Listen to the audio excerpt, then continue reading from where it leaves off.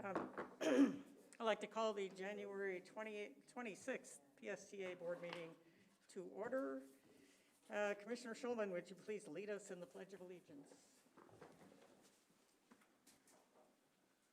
I pledge allegiance to the flag of the United States of America and to the republic for which it stands, one nation, under God, indivisible, with liberty and justice for all. Thank you, sir. Okay. Well, first I want to welcome our newest member, Commissioner Seal. Thank you for volunteering. And, or something. She can't hear me, so I can say anything I want. First, let's go around the room and introduce ourselves. I am County Commissioner Pat Gerard, Chair of the PSTA. I'm Nikki Day, sitting in for General Counsel Alan Zimmett. Gina Driscoll, St. Petersburg City Council. Vince Cox, Pinellas County. Jamie Robinson, Commissioner, City of Largo. Jeff Gow, Commissioner, City of Dunedin. Renee Flowers, Pinellas County Commissioner. Kathleen Peters, Pinellas County Commissioner. Deborah Fix Sanders, St. Petersburg City Council. Karen Seald, Pinellas County Commission. Richard Bennett, Commissioner, North Reddington Beach, and I represent the beach communities. Josh Schulman, City of St. Petersburg. I'm Brad Miller. I'm the CEO of PSTA. Okay. And right away, we have a recognition of a retiring employee. Brad, you want to take that? Oh, I'm sorry. No, we don't. Okay. We have nobody on Zoom, right? Right. Okay. Okay, good morning, everyone. Good morning, Chair Gerard. Good morning to our board members. My name is James Bradford, Chief Operating Officer with PSTA. So, always a little bit bittersweet, especially when someone, part of the PSTA family, near and dear to our hearts, says goodbye. A little bitter for us, sweet for them, because they get to go on to bigger, better, and brighter things. So I want to give you a little bit of background. I'm going to recognize Mr. Oki O'Hara. If you want to come stand up and just take it all in as I brag on you and just give everybody a little bit of a background about just who you are. And I'm sure many folks are probably familiar with Mr. Oki O'Hara already. So PSTA bids farewell to its #1 and seniority operator and past union president, Mr. Oki O'Hara. PSTA owes this 38-year veteran a debt of gratitude for his hard work and dedication to both PSTA and Pinellas County, working behind the wheel as an operator and behind the desk as a union leader. His sister Karen was also a former #1 and seniority operator before her retirement a few years ago, with well over 3 decades of service to PSTA and the county. Born on May 22nd, 1963 in Yonkers, New York, Oki actually started working at PSTA when he was just 20 years old in June of 1983 for the St. Petersburg Municipal Transit System, and would go on to work there for over 20 years before the ultimate merger between the Clearwater Division and the Municipal Transit System in 2005, which formed PSTA. Now, he has worked many positions, probably all of them, during his tenure, including as a union steward in his earlier days, representing bargaining members, and as a line instructor, helping new drivers integrate into the fixed route service after their initial classroom training. Oki has driven every route PSTA has to offer. He's also spent a considerable amount of his service years driving for DART, our demand response paratransit program, when it used to be operated in-house, as well as driving a majority of his time for the North County Connector services since its inaugural launch in December of 2012. Oki served as the president of the Tampa Bay Area Transit Workers Union for more than 8 years. His impact working on behalf of the bargaining unit employees to improve livable wages, policy, and working conditions will be felt and shall benefit generations of PSTA employees yet to come. Oki says his mission was to take a job with a pension at a very early age and to be able to retire at a very early age. Just look at him. Look at this youngster here, which he also says was one of his greatest accomplishments, of which he's most proud. Oki says he will miss all of the people and relationships he's formed over the years, both employees and passengers alike. He also leaves behind his wife down here, current PSA employee and superstar in her own right, Liz O'Hara, who who serves as PSDA's benefit manager. In retirement, this next part really makes me jealous, Oki will pursue his hobbies and passions, which includes remodeling houses, buying and fixing up places, and a total engulfment of everything outdoors, to include but is not limited to hunting, fishing, hiking, mountain climbing, camping, boating, riding motorcycles. And though he resides in St. Petersburg, he has an estate with over 30 acres in Bell, Florida, where he will pursue his hobbies and his absolute love of outdoor life. And you got to invite me up there, too, sometimes to get in on some of that. So PSA will indeed miss Mr. Oki O'Hara dearly and wishes him all the very best in his future endeavors. Very grateful for his 38 years of excellent service and commitment for the Pinellas Suncoast Transit Authority. Oki, we wish you all the best.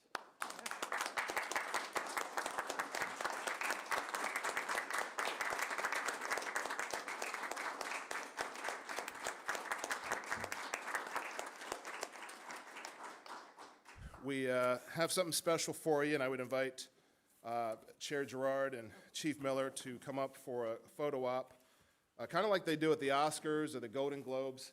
I'm going to give this to you for show, and then I'm going to take it back because there's a bit of a blemish on it, so I'm going to take it back to the shop I got it from, repair it, and we'll get it back to you.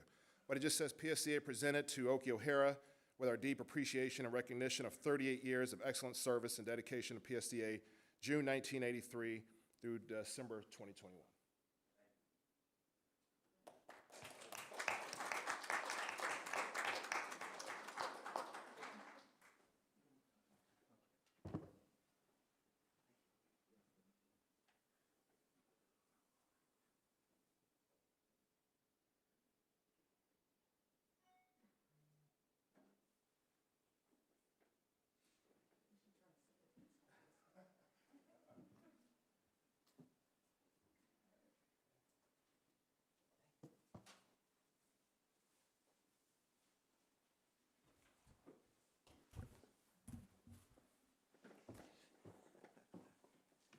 All right.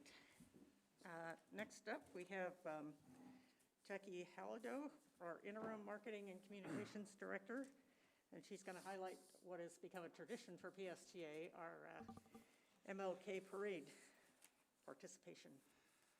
Good morning, Madam Chair and members of the board. PSTA members from operations to marketing shared with the community a new bus wrap featuring Dr. Martin Luther King on January 17th. And what a better way to recognize the courageous leaders of the civil rights movement, remembering those who fought for equality in public transportation, with the beautiful transit art that reflects the values, legacy, and mission of Dr. King. The commemorative design was created by PSTA's very own graphic designer, Lizelle Murray, and the team unveiled it to the community at the MLK Day Parade on January 17th. Of special note, the bus was operated by PSTA Operator of the Year, Al Snell. And video. I have a dream that one day this nation will rise up and live out the true meaning of its creed. We hold these truths to be self-evident, that all men are created equal.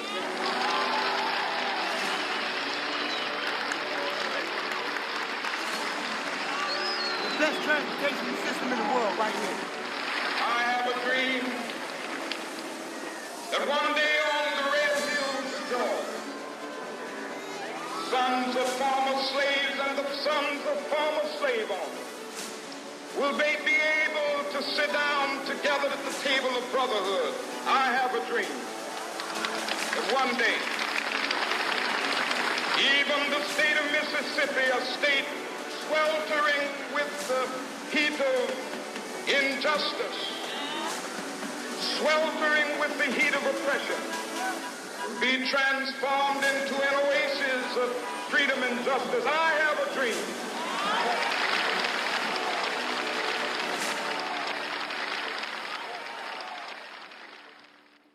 Wonderful, thank you. Great videographer we have. Yeah. All right, now it's time for public comment on consent agenda items or items not on the agenda. For those who'd like to speak about any of the action items, we give you the opportunity when that item is discussed. Are there any members of the, I know there's a member of the public here. We have Mr. Tom Rask. Please come up and state your name and address for the record. You have 3 minutes. And I guess you've registered as a group?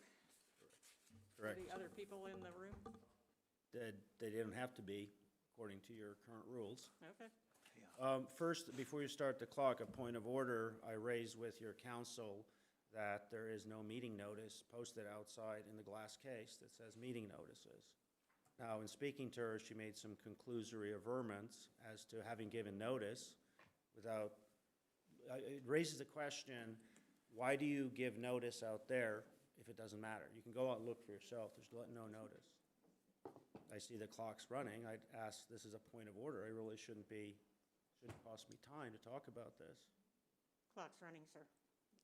The last time I raised a meeting notice issue was in 2014, when your then fellow city council member in Largo, Ms. Gerard, her name was Harriet Crozier, led a meeting. And that meeting was later voided.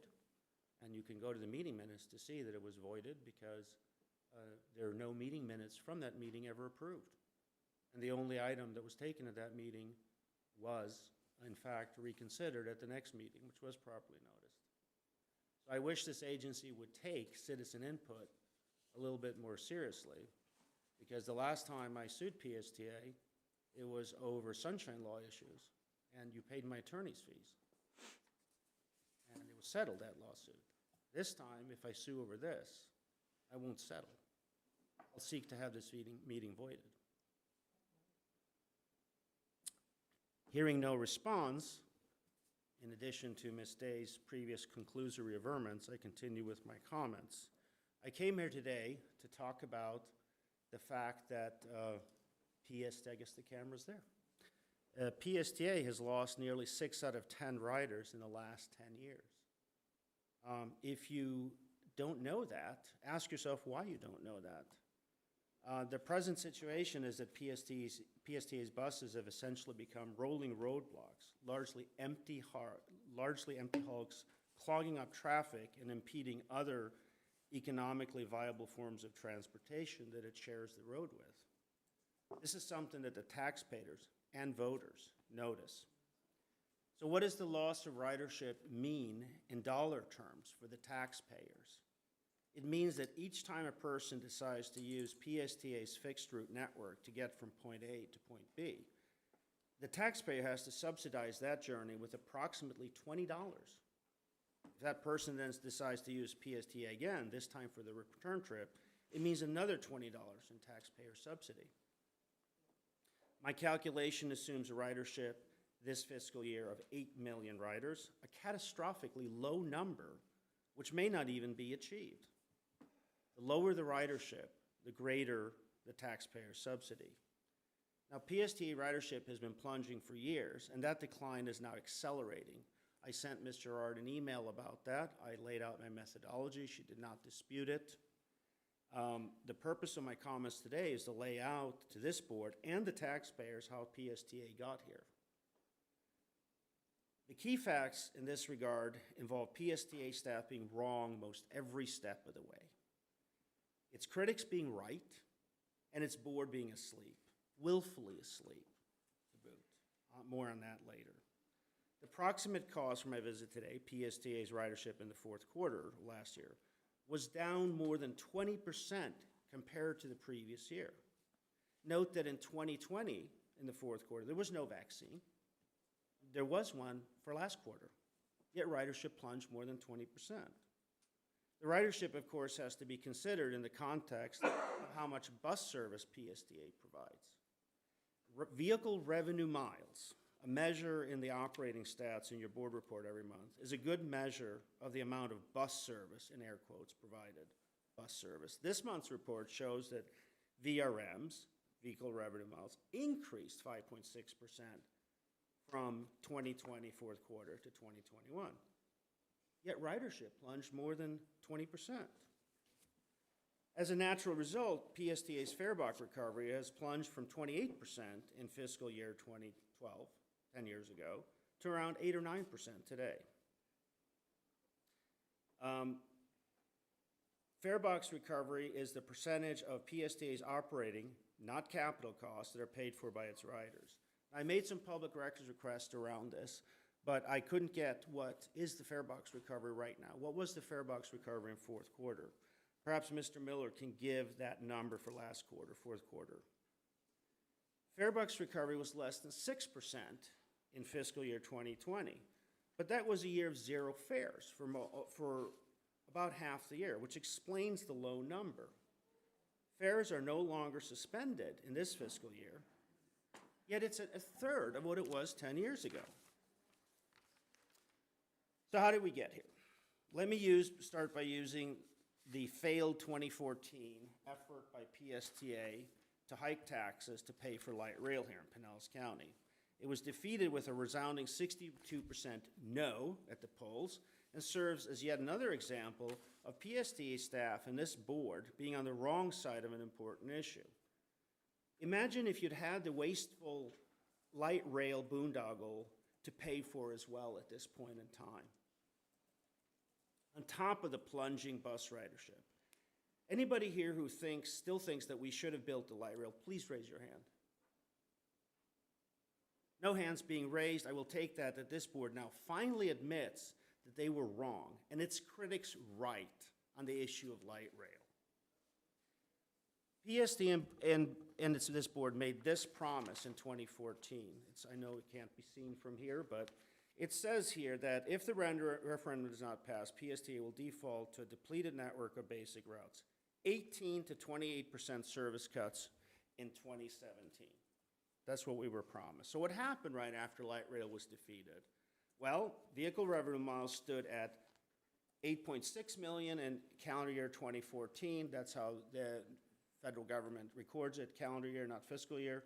Instead of cutting, vehicle revenue miles rose to 8.94 million by calendar year 2019, dropped during COVID, and recovered to 8.82 million in calendar year 2021. There's thus been a 2.7% increase in service since the light rail failed, not the promised cut. The only thing increasing at PSTA is cost. There has been a 114% increase in PSTA's budget in the last 10 years, and yet ridership continues to plummet. I won't have time to continue with all my comments, so I will have to decide what else to say. But in the words of the comedian Sebastian Maniscalco, aren't you embarrassed? I mean, really, seriously, aren't you embarrassed to get it wrong all the time? I'm talking about the board as a body. In the 2008 projection, the Transit Development Plan, again, it's hard to see, they projected this ridership. The red dots are reality. Okay, you think, well, that was 2008. The latest Transit Development Plan for the current decade projects that with the BRT in place, that your ridership's going to increase 20% in this decade. We are only going to hold 20%, so if you're going to go from 0.8 to 1.2, you got to have a 50% increase from this point. You won't have it. Somewhere in PSTA's materials, it says that you are to engage with its critics, Mr. Miller specifically. He does not. In fact, later today, you're probably going to approve the 8.4% pay increase, annual pay raise that he's asking for. I know the material says 1.5%, but he got an market adjustment last year. And to the taxpayers, I say, please wake up. PSTA is costing each family of four about $800 per year, and that money isn't being put to good use. In fact, it's being used to work against the interests of both the middle class and poor people. It is being used, as I've said several times, to serve special interests, and that's why this board is willfully asleep. It's not here to serve the people. It's here to serve those special financial interests.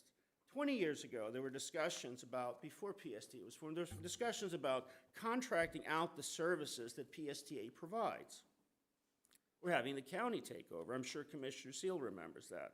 It is time to restart those discussions because PSTA and this board has proven its incompetence over and over and over again.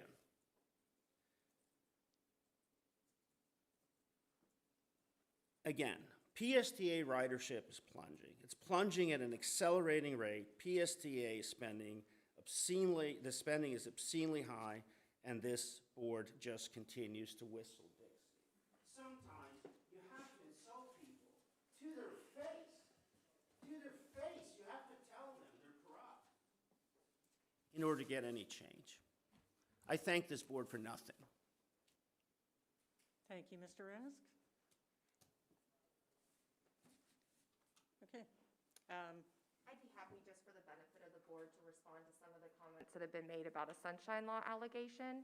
I was approached by Mr. Rask as I was walking in the door, and I didn't conclusively aver anything. I succinctly explained that the sunshine law meeting notice requirements are a reasonableness standard, and they are not dictated or driven by any posting on a bulletin board. This meeting has been publicly noticed both in PSTA's annual advertisement, on PSTA's website, through news outlets, and through other methods of communication.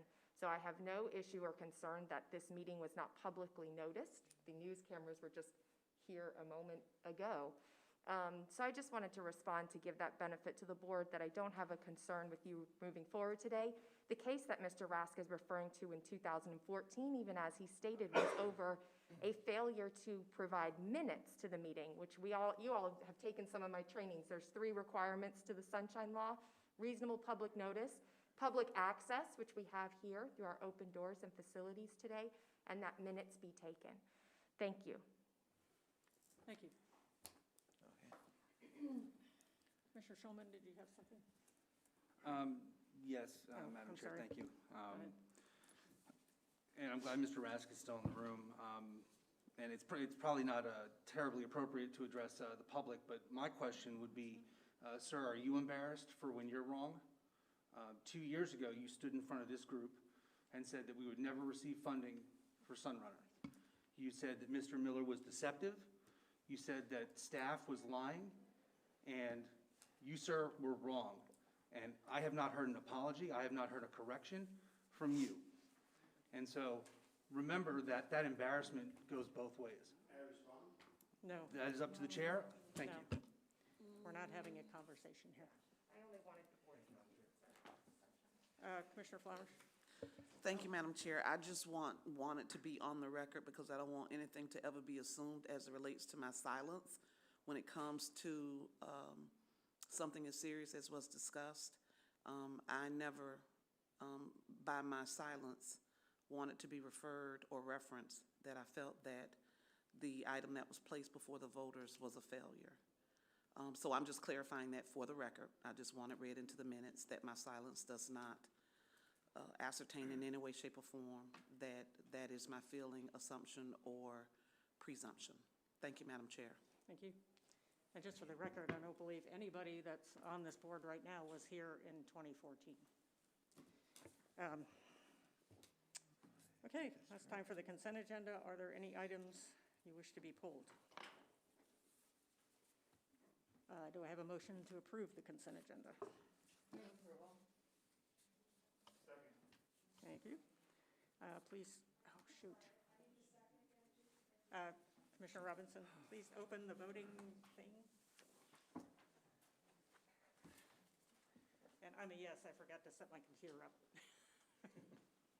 Sorry. Is it going? Is it up?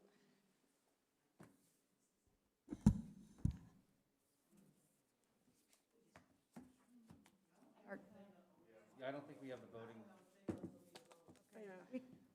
We could do. You want to just do a verbal? Yeah, I think we should for now. Okay. Why don't I read off the names? All in favor, please. Or whatever you want to do. All in favor, just raise your hand. Opposed? Thank you. Motion carries unanimously. Obviously, it Carries unanimously. Okay. A little delayed reaction. Okay, can we have committee updates? A track update, Mark O'Hara? Is he here? Or, oh, there he is. Hello, I'm on Zoom. Hi there. All right, good morning, Chair Gerard, Mr. Miller, esteemed board members. I have taken over as track chair for 2022. I'm very glad to be back with all of you. The track met virtually on January 18th, 2022. We welcomed 2 new board members to the track, with one more still to be appointed due to a last-minute resignation by a track member last week. After that, we enjoyed our annual review of track bylaws and sunshine laws as presented by Isabel Sobel of Bryant Miller Olive. Ms. Sobel did a fine job covering our responsibilities for public record. Ross Silvers presented an overview of the agency's new travel training procurement, which is on your consent agenda today. Track members were very eager to learn more about the program and the benefits of potential riders that need additional assistance. We're also hoping to be of service to PSTA and help promote the travel training program once it's up and running. Track members also continue to consult and work with staff on rider experiences with the ongoing implementation of the Flamingo Fares system. The next track meeting will be on Tuesday, the 15th of February at 4 p.m. via Zoom. And as always, board members are welcome to attend. Thank you very much. Thank you, Mark, and thank you for volunteering to be chair. Any questions? Okay, thank you. Next up, we have Forward Pinellas, Commissioner Driscoll. Thank you. The Forward Pinellas Board held their most recent meeting in person on January 12th, 2022. At that meeting, PSTA staff provided an update on the Sunrunner Rising development study. As staff completes the study, the consultant team requested comments from the Forward Pinellas Board on the station area build-out scenarios, the value capture analysis, and specific infrastructure improvements that will ensure robust multimodal connectivity to the Sunrunner transit line. The final study results will come back to the board in the spring for approval. Another item, Whit Blanton provided an update on the downtown St. Petersburg mobility study. Through this joint effort between Forward Pinellas, the City of St. Petersburg, FDOT, the focus of the downtown St. Petersburg mobility study is to identify and evaluate project concepts and improvements to the transportation network, including two-way street conversions, redesign or removal of interstate spurs, transit, bike and pedestrian and infrastructure improvements, and other enhancements. Forward Pinellas provided an update on the comments provided after significant public outreach and will present the final action plan to the board in the next few months. The board unanimously approved the scope of services for the target employment and industrial lands study in an effort to retain and attract companies that pay high wages and offer primary employment opportunities known as target employers.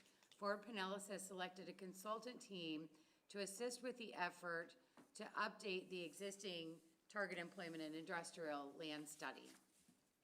Those are the highlights from the most recent Forward Pinellas meeting. I am very proud to represent PSTA on the board of Forward Pinellas this year, and I'm happy to take any questions that anyone has. Questions? Okay. Thank you. Thank you. Okay, next is action items. We have 6A is the CEO evaluation and compensation. And thank you all for completing your forms, those of you who did. They were very positive. Personnel Committee met last week and unanimously recommends adjusting the CEO's compensation similar to how we treat the other PSTA employees, as Brad will outline. Thank you, Chair Gerard, and good morning, everybody. I do want to thank all of you for filling out the annual evaluation for me. Let me just quickly show you or update you on the process that we went through this year for all employees. As Chair Gerard said, the recommendation by the Personnel Committee today is to treat me like all of the other employees. So, next slide.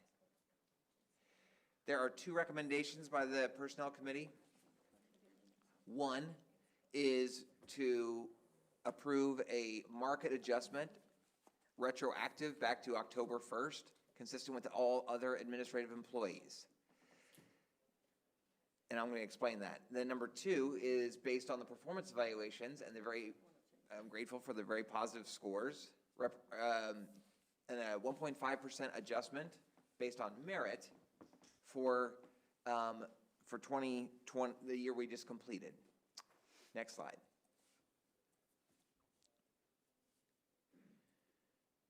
So last year, we adopted a new compensation study for all employees, all employees of PSTA, all employees that are not represented by a union, that is. This is very important to our organization. This is important to me that we compensate our employees fairly and equitably and appropriately. We're in a new era where it's very competitive to hire people, and we are hiring a lot of people, and we have to provide competitive wages. So this process of making sure that we provide a market appropriate rate for all of our employees is critical. And I'm grateful that the board approved that last year. Next slide. So what we did was we did a survey of comparable transit agencies around the state and Southeast, other municipal governments like St. Petersburg, Pinellas County, Hillsborough County, Tampa, etc., came up with a market rate, an average salary for every employee. And then that became the midpoint, and then there was a minimum and a maximum beyond that. The midpoint for the CEO position is 242.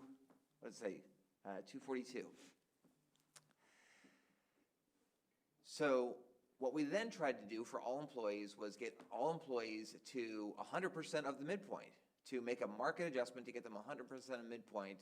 We ultimately did that for the lower level employees, and then the manager level employees, we got them to 95% of that midpoint for their job, or if that required an increase of more than $10,000, we capped it at $10,000. So the Personnel Committee, when we met in December and then last week, they're recommending the same process be applied to my position. That try to get to 95%, but that would hit the $10,000 mark, so just a straight $10,000 would be adjusted for the market rate. Then, per our adopted budget, all the positions, all the qualified positions were adjusted by 2%, and then that completes the market adjustment for all employees. That would put my new salary at 93% of the midpoint, which is pretty good. Next slide. So then, in December, just as the PSTA board was filling out its evaluation of my performance, merit is based on performance. It's different than whether you're appropriately paid.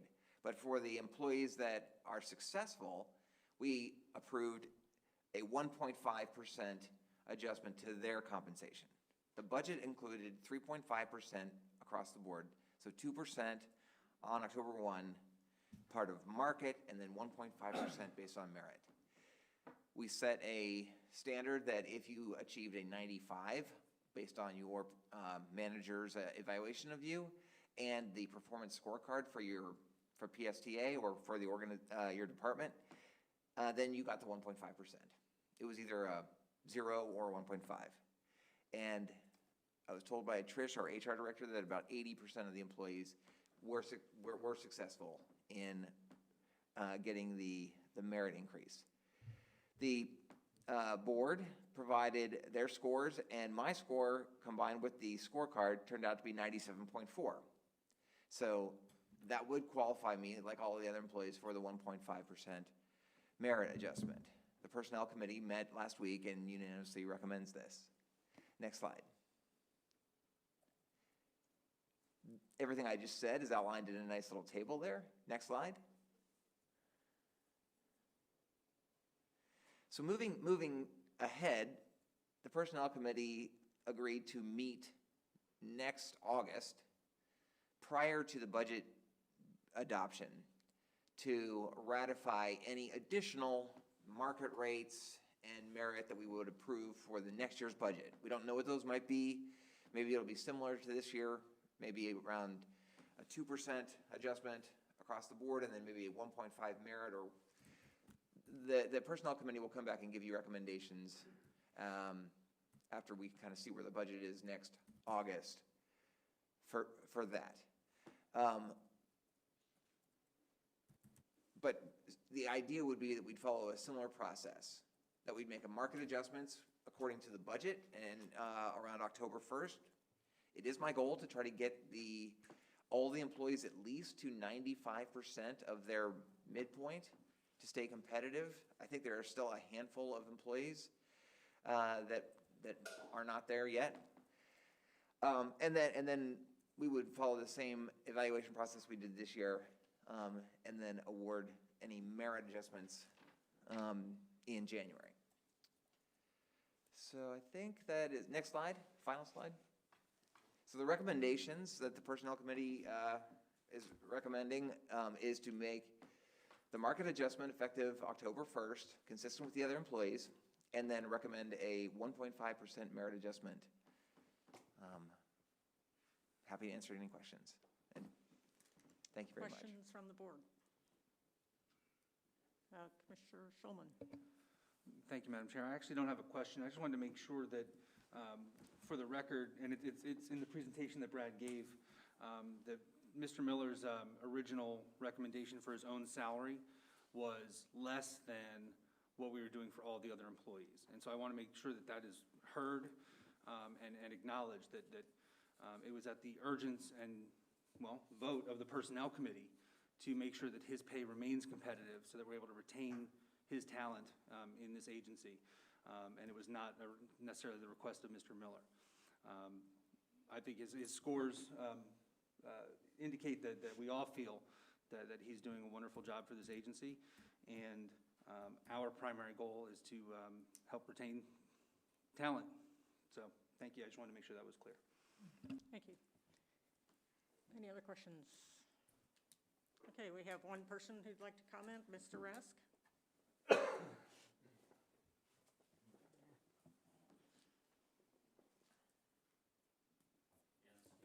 Group, Tom Rask, unincorporated Pinellas County, and I will later be responding to some of the comments that were made here in the context of this item because it's relevant. And if the chair wants to prevent me from doing so, I ask her to carefully consider U.S. Code Title 42, paragraph 1983, which I'm sure your council is familiar with, which prevents suppressing people's constitutional rights under the guise of custom use ordinance, et cetera. So let's review how this agenda item looked in the last 2 years. In 2020, you had CEO evaluation, CEO comments, various items. The next year, you had even more detail, 6. And then this year, and by the way, you had Personnel Committee recommendation there in writing, if you clicked on that item. And now this year, you just have the PowerPoint and a brief thing here that claims that he's getting the change is 1.5%. So clearly, staff don't look at or don't want to look at previous years. We the citizens are given less detail than in previous 2 years. I don't see a formal written recommendation like in 2020 from the Personnel Committee. I also raised with Commissioner Gerard in an email with a copy to Bryant Miller Olive the issue that there were inaudible discussions at the Personnel Committee meeting. And I haven't heard back on that. They were between, I believe, 11 and 12 minutes. That was just one example I gave. So in my view, you can't rely on the Personnel Committee recommendation. That meeting is void ab initio, as the lawyers like to say. You don't need the Personnel Committee. You're going to rubber stamp this anyway. I see Mr. Miller smiling. He already knows you're going to rubber stamp it. Mr. Miller should not get an 8.4% increase this year. Instead, you should vote to fire him.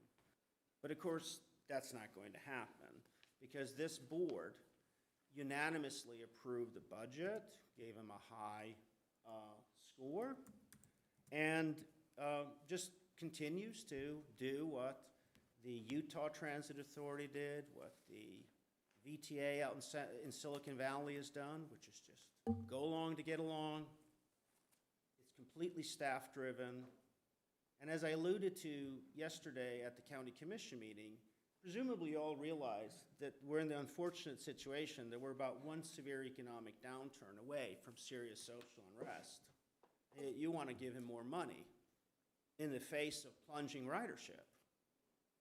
You should be looking at finding somebody who can provide the mobility that the least among us, economically speaking, need. Not doling out raises, not all these other subsidiary distracting things that you try to do with PSTA. Ms. Gerard, so let me talk about the board's, the current board and its ability to, or inability to make good decisions. Ms. Gerard said that no one here is on from the board. No one on this board was here in 2014. But she was on Largo City Commission, and she voted with several others to endorse the Green Light Plan. Okay? So if she still thinks that light rail was a good idea and we should have done it, please say so. Ms. Day said that she did address, that I caught her right on the way in. Well, that's because I just noticed coming in that there was no physical notice. I think this board and council should ask itself, why do you have physical notice if you don't think it's necessary? That's a question I'd like to have answered, because if it's not necessary, then why do it? Mr. Schulman, who's an attorney, asked me if I'm embarrassed. I'm not embarrassed. Not embarrassed at all. I have an IG complaint in with FDOT over the handling of the awarding of the BRT contract. I'd be happy to sit down with Mr. Schulman and go through what the rules are for small starts. I believe this was a small starts grant, correct me if I'm wrong. And they were not adhered to. So it's corruption. What I spoke about yesterday at the county commission meeting. There are many forms of corruption. One way for an elected or appointed official to be corrupt is to subvert the public policy process. You have rules in place, and those rules are not followed. I have said many times that I can lose. I have no problem losing on a policy issue as long as we have a process and we adhere to that process. Don't change the rules as the process is proceeding. The rules were not adhered to in the awarding of that small starts grant. Now, of course, that complaint with IG will go nowhere, because we know how things are in Washington, and the American people see what's going on.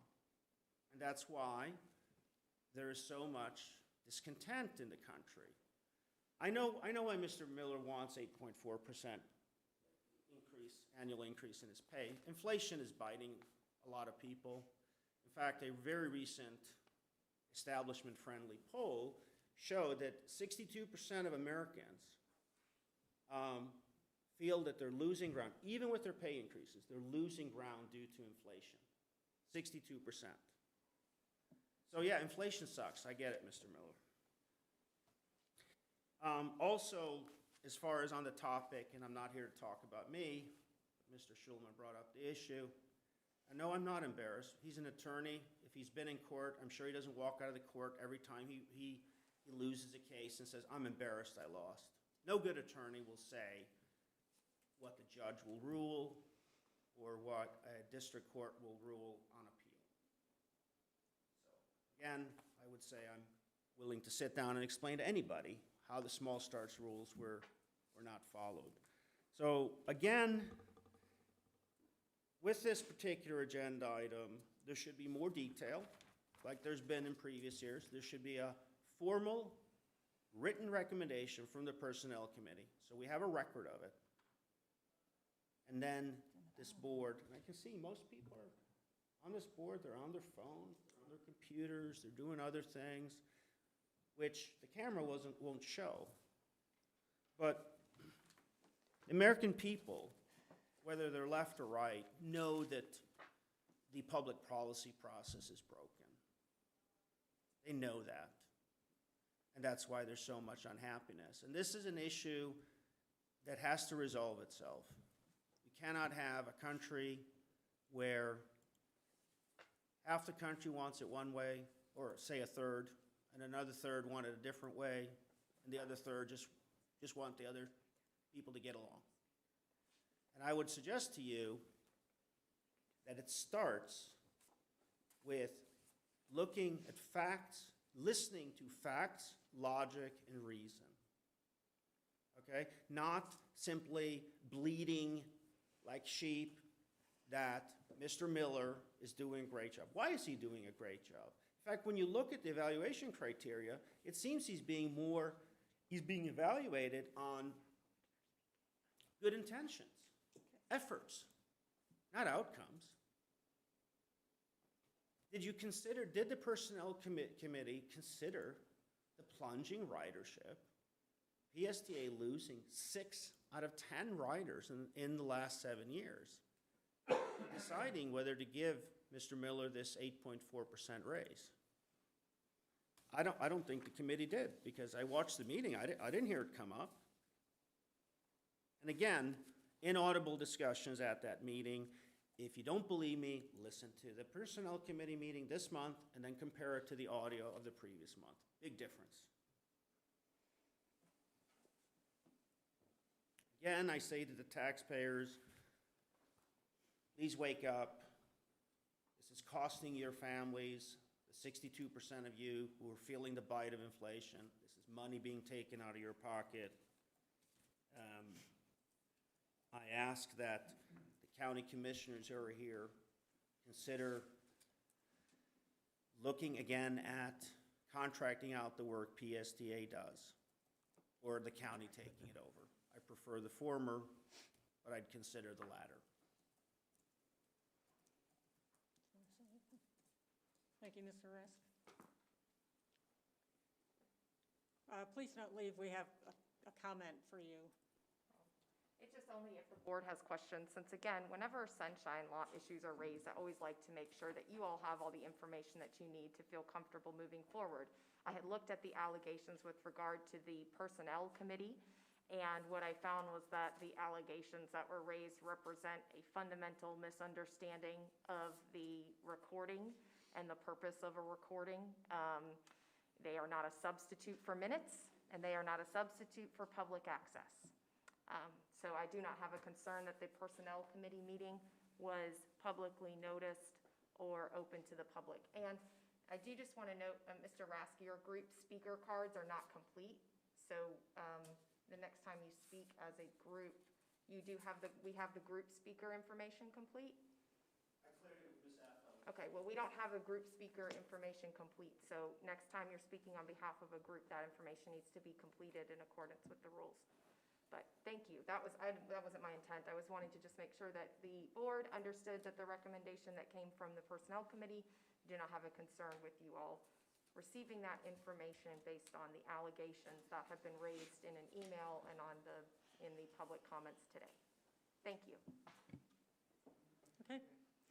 And I'm happy to answer any questions that you may have. Questions, comments, motions? No. Oh, I'm sorry, I couldn't see you. Oh, that's okay.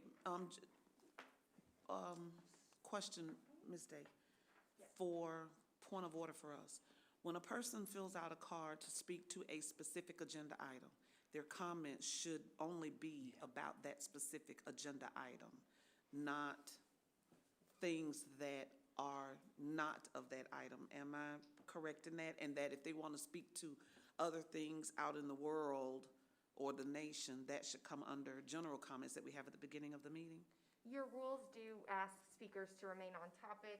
The chair can remind people of that, to remain on topic, though, and But yes, your rules do ask that for agenda items that speakers try to remain on topic.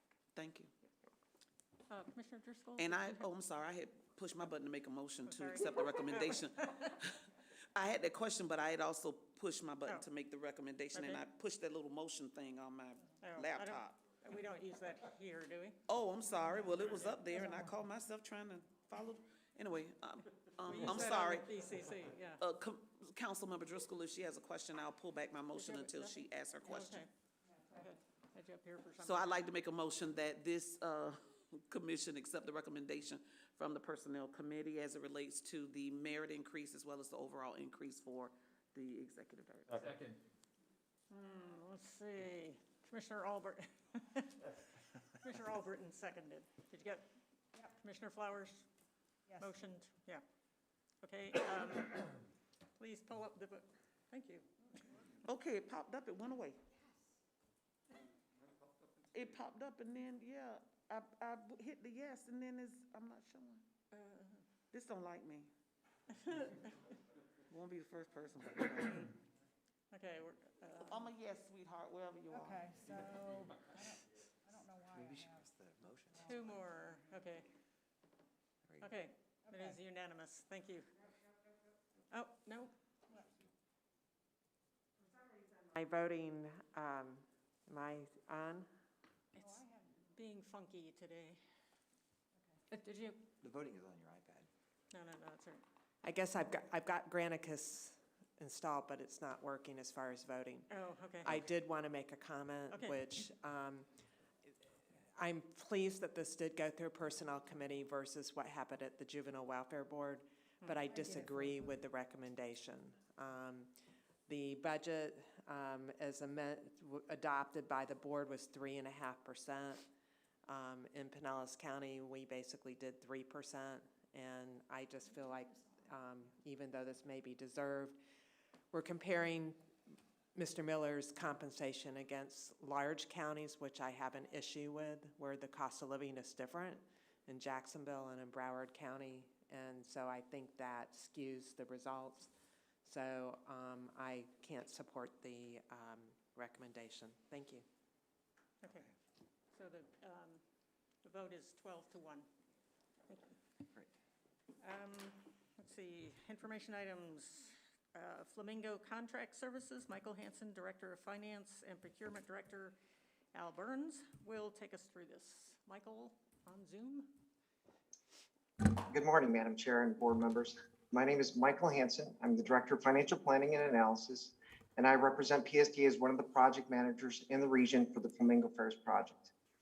By now, many of you are very familiar with the Flamingo Fairs system, and many of you have had a Flamingo card or have downloaded the application, and we thank you for doing that and trying out the system. Today, I'm going to give you a brief update on the Flamingo Fairs project. After a brief review of the Flamingo program, I'm going to pass the presentation over to Al Burns, our Procurement Director, who is going to go over the contract within it we have been negotiating, because next month we are going to bring back related items back for your approval. Next slide, please. So in summary, Flamingo Fairs is a regional account-based smart card and mobile application fare payment system. Our customers can add value to either their smart cards or mobile application account and use that stored value to pay for their bus fares throughout the region. Regional agencies, which are part of the region-wide system, are the Hillsborough Regional Transit Authority, which has been the lead agency of this project, the Pinellas Suncoast Transit Authority, as well as Hernando County Transit. Next slide, please. So we have had several recent accomplishments for the Flamingo Fairs project. In July of 2021, we began distributing smart cards to our customers. During the months of July and August, customers were able to pick up a free smart card from any of our transit outlets, or also had the option to download and use the mobile application. During this period of July and August, customers who participated in the launch of the program were able to ride free on our system. In September of 2021, we began to collect fare revenue through the Flamingo Fair system. The public adoption rate thus far, especially in Pinellas County, for the Flamingo Fair project has far exceeded our expectations. As you can see in the Flamingo ridership growth graph, PSD rides through Flamingo had totaled almost 1.7 million rides through November 2021. Since we began to collect fares through Flamingo from September 21 through December 21, Almost 900,000 fare-paying rides have been taken, in which PSTA has collected revenues of approximately $690,000. And we think this has been a fantastic start in the launch of the system. Next, my colleague Al Burns is going to tell you a little about negotiations that have been occurring within it, the vendor for this project, regarding the continued operations and costs of the Flamingo Fare system. Al? Good morning, Madam Chair and board members. Al Burns, your highly motivated procurement director. I'm really excited about this informational item this morning. Been a long time in the making. We started discussions in July of last year with HART. My colleague Kathy Zickoff, who's the director of procurement at Hillsborough, worked on it together. We made sure, Michael and I made sure all stakeholders had a seat at the table with this, i.e.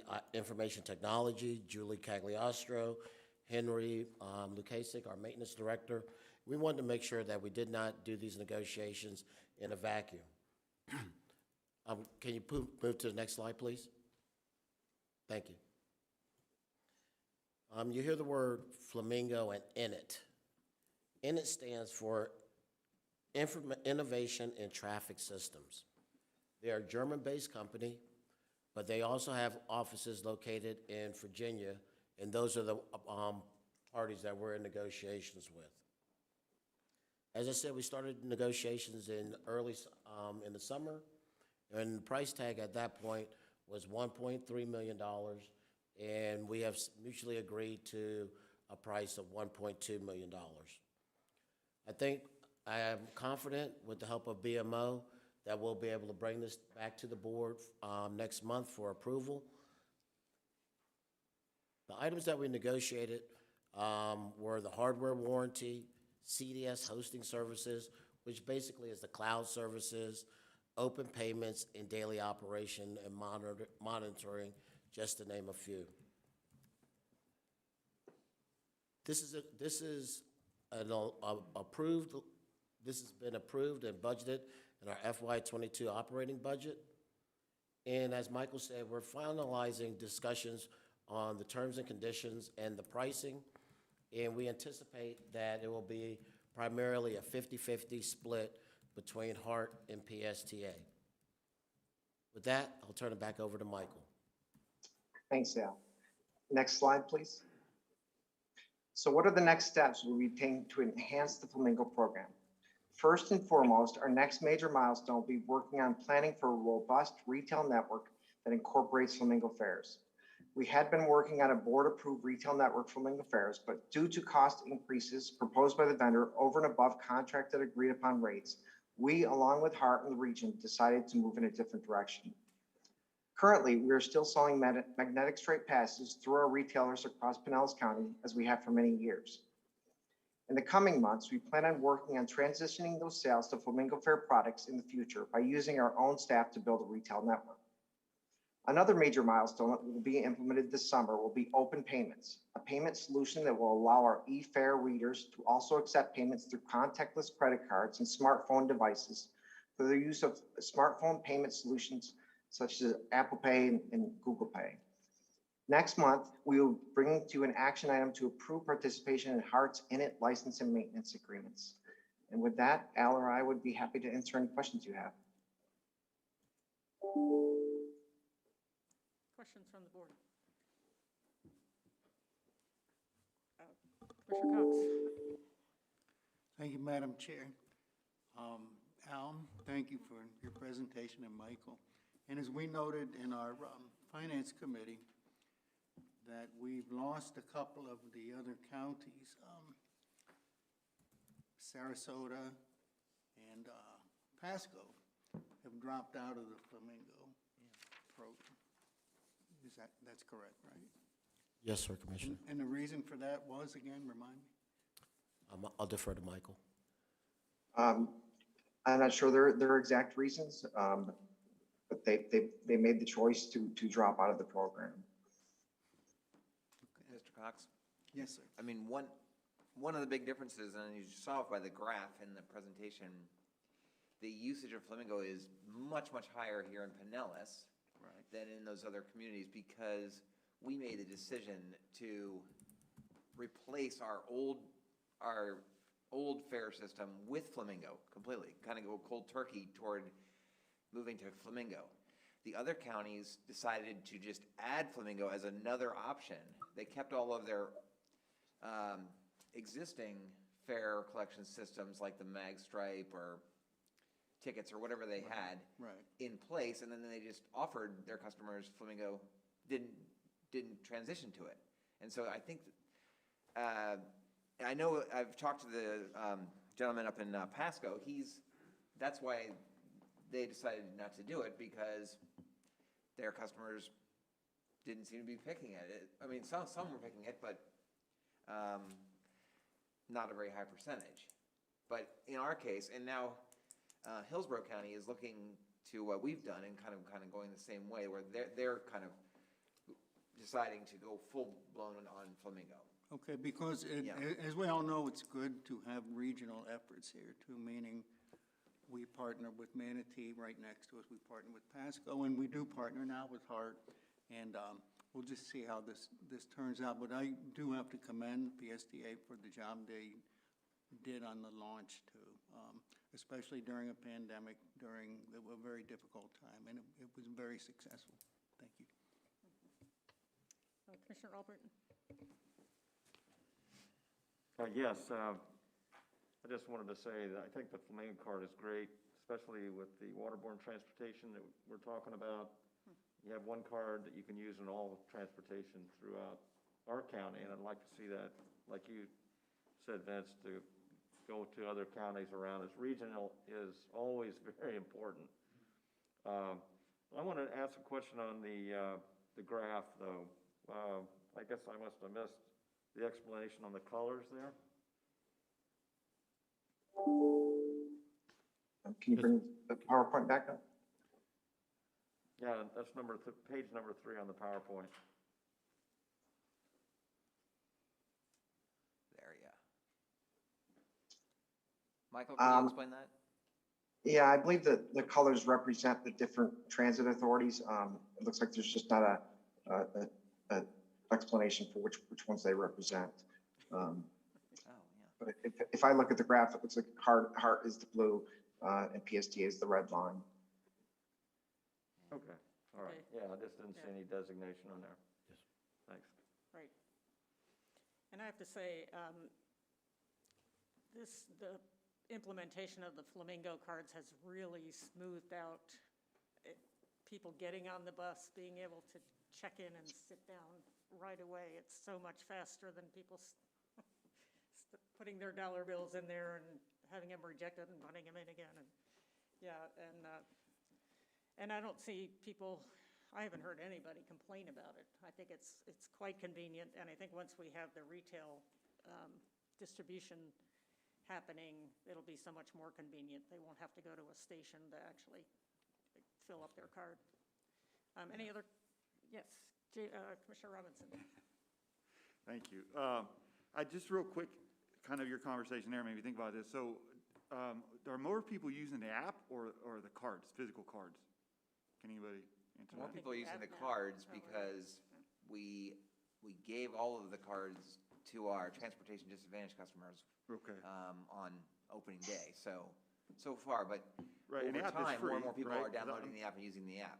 The app is growing, cards kind of flat. All right, that would make sense. All right, thank you. Any other questions? Okay, this is not something we need to vote on today, right? Right. It's coming next month, the internet contract. Yes, yeah. Thank you. All right, waterborne transportation, Brad. Okay.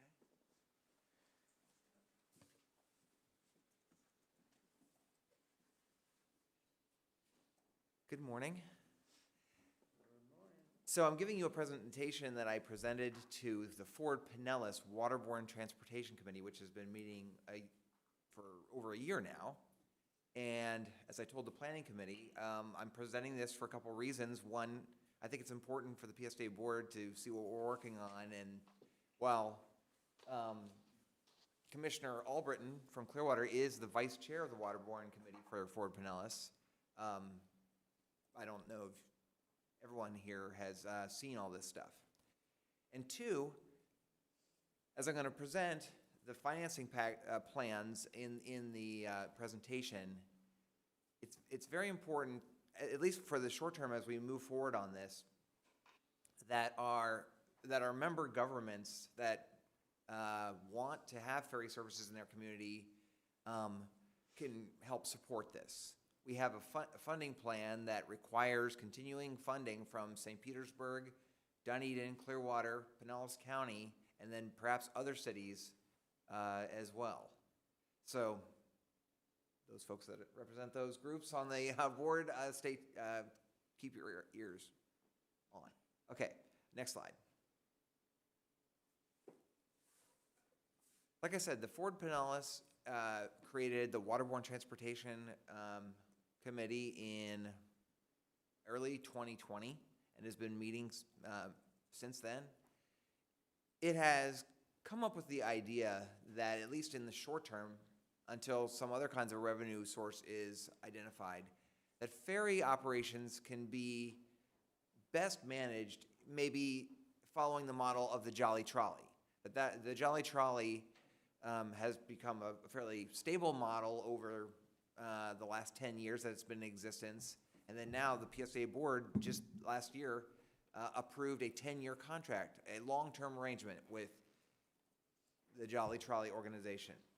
Similarly, the ferry operation would be contracted out in all likelihood to operators, and it would be PSTA that would have the contract with that operator, just like we have the contract with Jolly Trolley, where it's a very thick contract with requirements on the fares, on the routes, on the schedules, on the training, and all that kind of stuff is in there. On transitioning to Flamingo, or whatever is in the operating contract with PSTA. And then PSTA has interlocal agreements with municipalities, just like we do for the Jolly Trolley.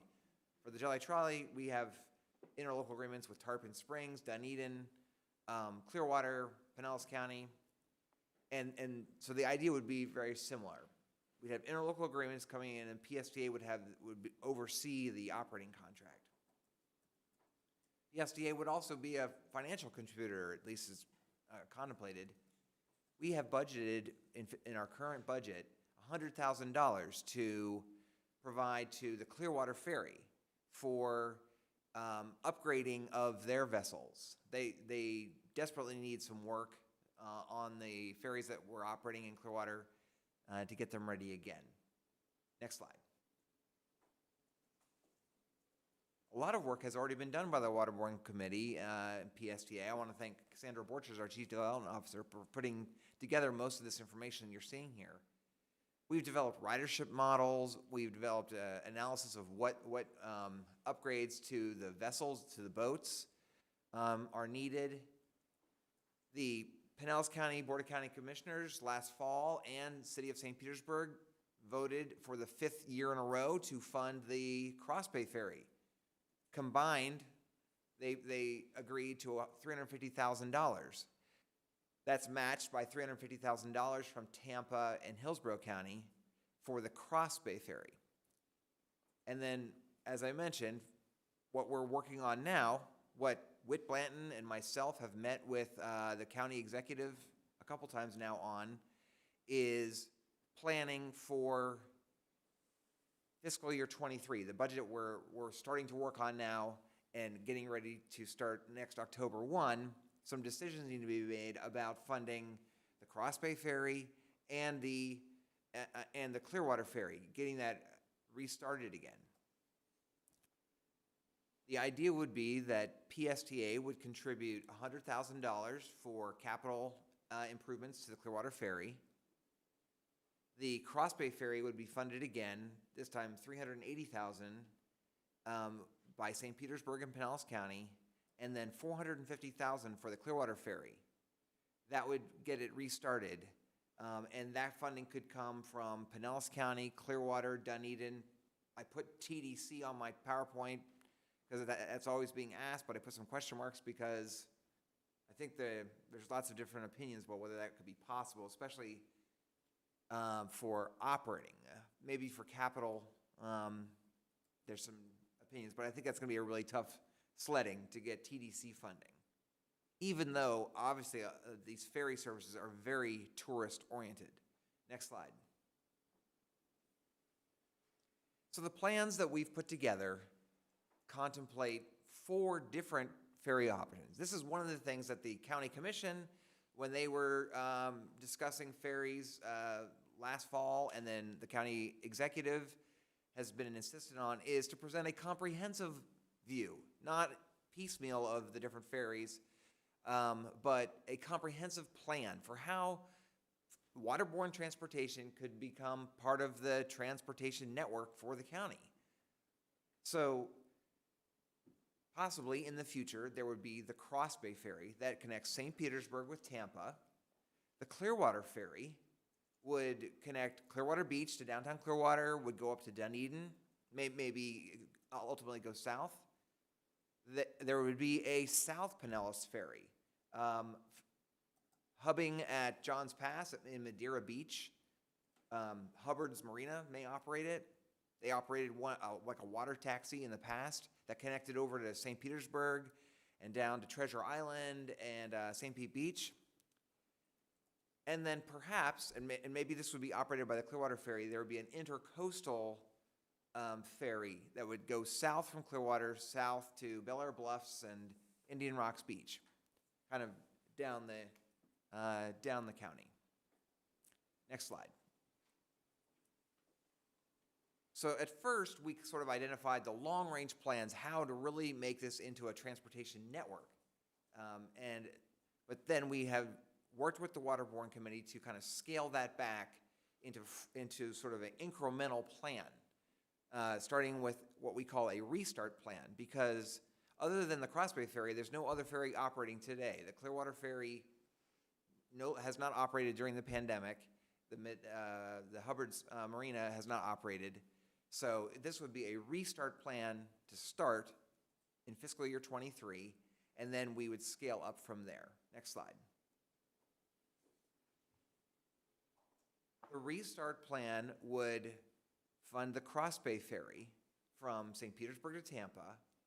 The Clearwater Ferry would be restarted with some PSTA investment in the capital, and then commitments for the operating funds from Clearwater, Pinellas County, and Dunedin that would operate essentially how it operated previously, 4 days a week, and then additional during the spring break period.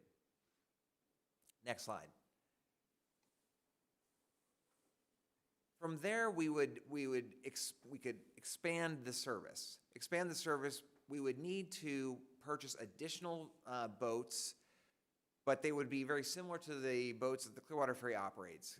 Catamaran vehicles, boats, diesel. Not the ultimate ferry operation that we hope to get to long term. We would still seek federal and state grants to match the capital. But we would expand the span of the Clearwater Ferry. We would launch the Madeira Beach Ferry, depending on what cities were willing to participate. Treasure Island, St. Pete Beach, Madeira Beach. And then perhaps, again, subject to the cities stepping up, we could launch the Intercoastal Ferry. When you get to this level, the $2.4 million of annual operating costs for all these ferries, you're starting to get close to the sort of breadth, as an order of magnitude, the same size as the Jolly Trolley network is today. That's how much PSTA puts into the Jolly Trolley. So it's a pretty tough task. Next slide. What we really need to do is move to this level where we add frequency, to have the ferries come on a frequent, reliable basis, not every hour, but at least every 30 minutes. And that's what this level would do. But this requires a pretty big investment in capital for additional boats so that you can operate more frequently on all the different services. It's probably unlikely that the cities along the beach and everything can support this level, so we'll probably need to find some additional revenue source. Next slide. And then the ultimate plan would be for new much more standard ferry boat vessels, like the one in the picture, that are hybrid electric, very heavy duty, have much more capacity, and we'd operate 7 days a week, year-round service on all the different ferries, and it would really be part of the transportation network. Next slide. This table sort of shows the incremental process that we would follow if we follow this sort of, starting with the restart plan next year and then advance upward. The discussions that we've had with Pinellas County and Ford Pinellas, the county executive has asked my PSTA to put together some packages that the county commission might look at. Again, not piecemeal, but a comprehensive waterborne package is one of the ones we've presented to Barry Burton. Of course, the number one project that PSTA has on its list, we submitted as package number 1 to the county to support a new downtown Clearwater transit station, the Clearwater Transit Center, to replace the antiquated one we have there now. But this was our second package, a comprehensive package that included the Cross Bay Ferry, the Clearwater Ferry. Perhaps even we would get down to the next level, to the low investment where we launched the Madeira Beach Ferry as well. And so we're going to be having conversations with the county executive, and I'm sure the county commission, and then the other municipalities will be discussing that this year. Next slide.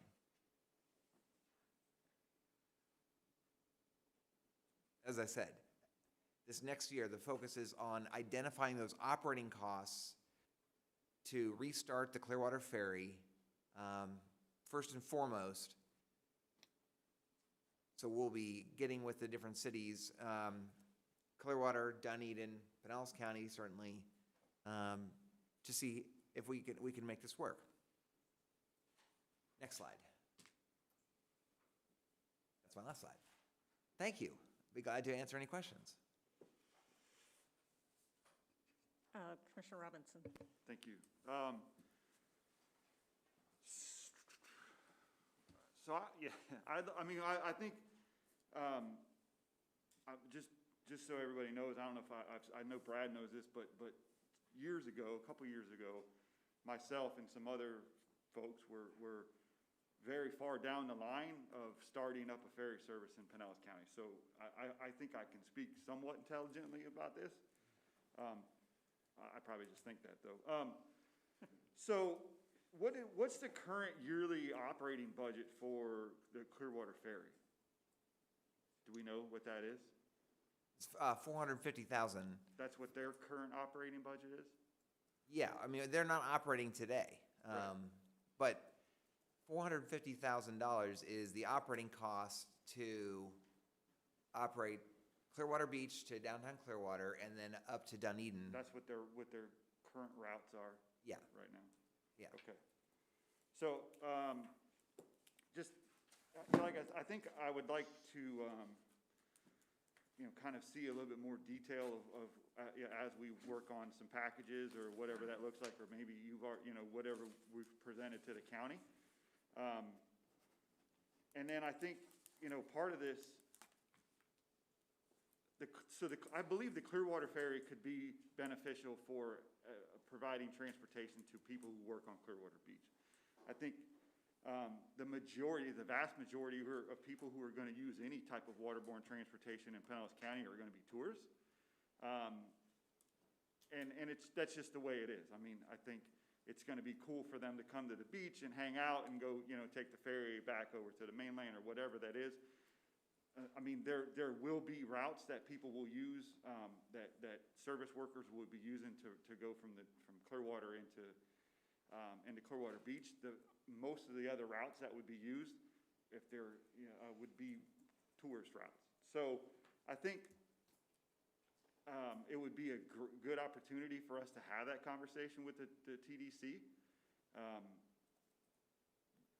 Those are the people who are going to be spending money on this, on using this service. So I think it would be good, along with the other municipalities having, if they're going to provide funds to help operate this in the future, then I think it would make sense to have the TDC help fund some of it as well.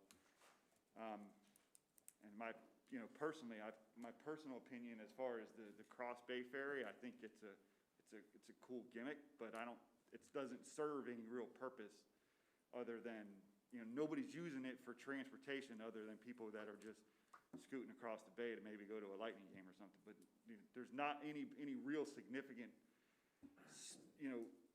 amount of people using that service. And I don't see it unless all of these services provide way more routes than they are right now. They're never going to be sustainable, especially the Clearwater or the Cross Bay Ferry. So I think I would like to see a lot more information as far as what those routes look like down the road, what we look at expanding those to, where they're going to be, because there's a huge dead zone in the intercoastal where it's no wake for about 6 miles. There's that you can't go above 5 or 10 miles an hour in the 10 miles an hour to be causing a wake. So that slows down significantly your transportation between Indian Rocks and Wrightington, or further south than that actually. So there's significant issues when you're talking about traveling throughout the intercoastal, and what that looks like. So again, I just would like to see a little bit more information, what the entirety of the program looks like. And I understand what we want to get to. The details of how we get to that, though, I think are a little bit more important to me. Yeah. So that's all I have right now. Thank you. Thank you. Commissioner Driscoll? Thank you. Brad, do you have any numbers that you can share right now on the Cross Bay Ferry? Because we hear sometimes folks will talk about how, it works or it doesn't work, or who's riding it and who's not and why. Where's the data? Where are the surveys? Where's the information that can just tell the true story of the Cross Bay Ferry's success? Yeah, thank you. I mean, we do get lots of data on the Cross Bay Ferry. I mean, it is very successful. It is operating today, and it has strong ridership. Now, as Commissioner Robbins said, he's right in that since it doesn't operate 5 days a week, even, it's not really, it can't be used by workers, like regular commuters. But it is heavily used by tourists and locals, or people that are touring want to go over to Tampa or want to come to downtown St. Petersburg. It's very popular in both directions. It's certainly the ridership is as strong as the ridership between downtown Clearwater and Clearwater Beach on the Clearwater Ferry was. It's very comparable. That was very popular as well. The boats were packed, especially during spring break. And but we can get all that data. I know that they've done some surveys that we can also get of like who is riding or where they're from, or if they're locals, or if they're from out of town, or what their purpose was. Yeah, I agree with you that there's lots of opinions about the success or popularity of the Cross Bay Ferry, and I heard a lot of that discussed at the county commission too. Mm-hmm. Thank you. And, with that, I mean, we know that it's not being used for commuting, obviously. But I think the more important question is how many people are choosing to use the ferry to get from Tampa to St. Peter, vice versa, rather than driving a car? Does this have a positive effect on traffic numbers? Does it have a positive effect on the environment? If we have people using the ferry, even if it's for fun, and trust me, I'm okay with that, because the businesses, the restaurants, and others around the pier area and around Bay Shore where we have our ferry station, they are absolutely thrilled with the business that they get from people who arrived along our downtown waterfront by ferry. So I don't want to dismiss the economic benefits that we are seeing from the Cross Bay Ferry. And I'd really like to see how that might be benefiting traffic as well, and how many people may or may not have come over if they were, if it wasn't the ferry, if that was maybe part of what brought them to St. Pete for the day. And then also, are they choosing that rather than driving a car? Because isn't that why we promote this? As an alternative transportation mode, yeah. Right. So those are the kinds of numbers that I want to see, and I think that would really tell us the story and help us make an informed decision on what the future of our waterborne transportation should look like. And if it is assisting with commuters in other areas, then that's fine. We shouldn't treat them all the same, because the Cross Bay Ferry has been in operation for quite some time, and it's used for mostly entertainment purposes. But these are folks who are spending money when they get off the ferry in St. Petersburg. In other areas, in our beach communities, they may be using it, it may be a commuting option, but it's also certainly going to show that it alleviates traffic congestion for people trying to get to the beach or to other areas around the beaches. So I think rather than just saying nobody rides it or nobody's riding it for the reasons that we think are important, let's ask ourselves let's ask for the answers to the questions that bring us to discussions about waterborne transportation in the first place. So I think once we can agree on what the standards are and what our true expectations are, then we can do a real evaluation and make real decisions on this funding and PSTA's involvement in it. Thank you. Well, Commissioner Driscoll, that sounds like the same discussion that happened on the county commission. So, yeah, we await that data. Anybody else? Yes, Commissioner Seal. I'm sorry I put in my request. I guess it's not working today at all, so we'll have to work on my Granicus. While I think it's a great idea to have some options, I do want to caution everyone that currently the Pinellas County Attorney does not think that tourist development tax monies can be used for this purpose. We asked for the Cross Bay Ferry to use it even for promotion purposes, and it didn't pass the smell test in that regard.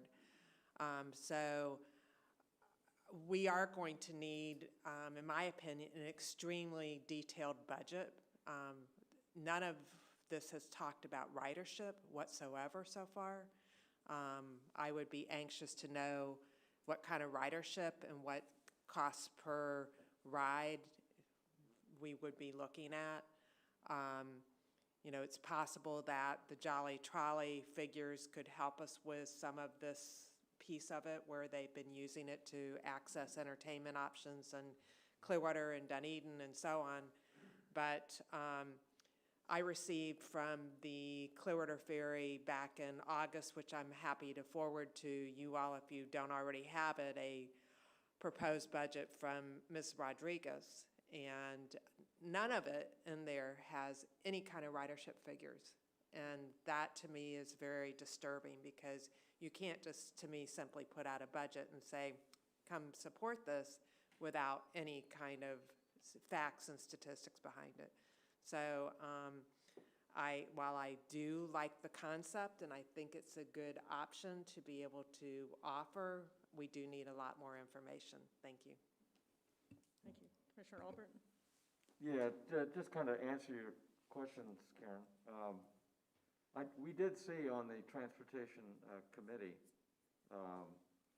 Waterborne Transportation, sometime probably about 8 months ago, a similar presentation by consultants that gave ridership steps with the amount of money that was needed.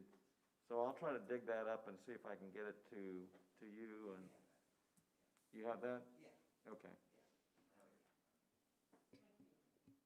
Yeah, we did get some, again, I get a monthly report of the operating ferry, the Crossway Ferry ridership, and then we did get some numbers from Tricia about the ridership, the historic ridership on the different Clearwater ferry routes. Yes, we have that. Okay, anybody else? More on that later, I guess. Next up, Sunrunner Rising Development Study.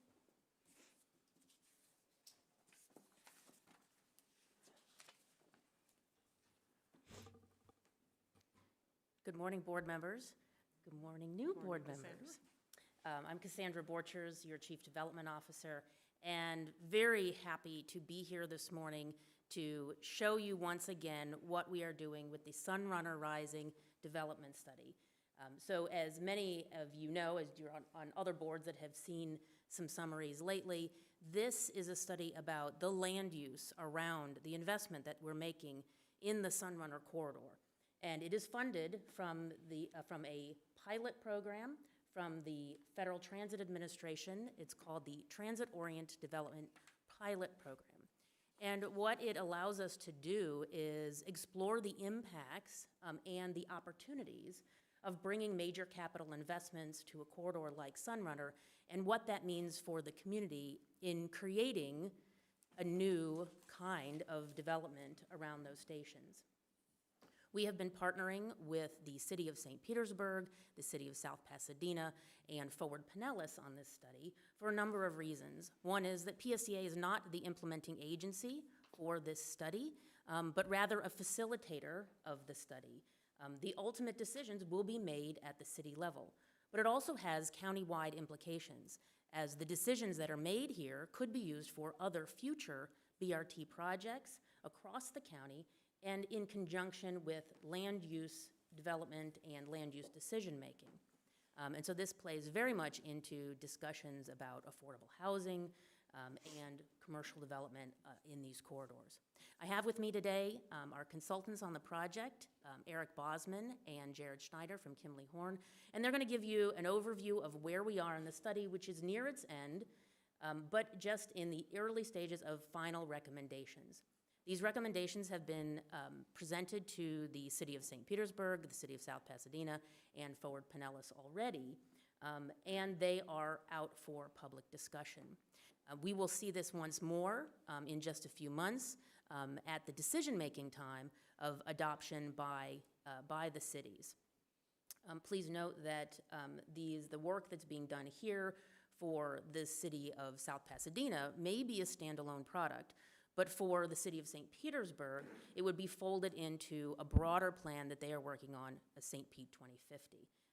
And so these are preliminary at this time. I hope you'll ask lots of questions about this, but please note that you will see it again in the future. So I'll turn it over to Eric and hope he will do as good of a job, if not better, than he did at Forward Pinellas, which was excellent. Thank you.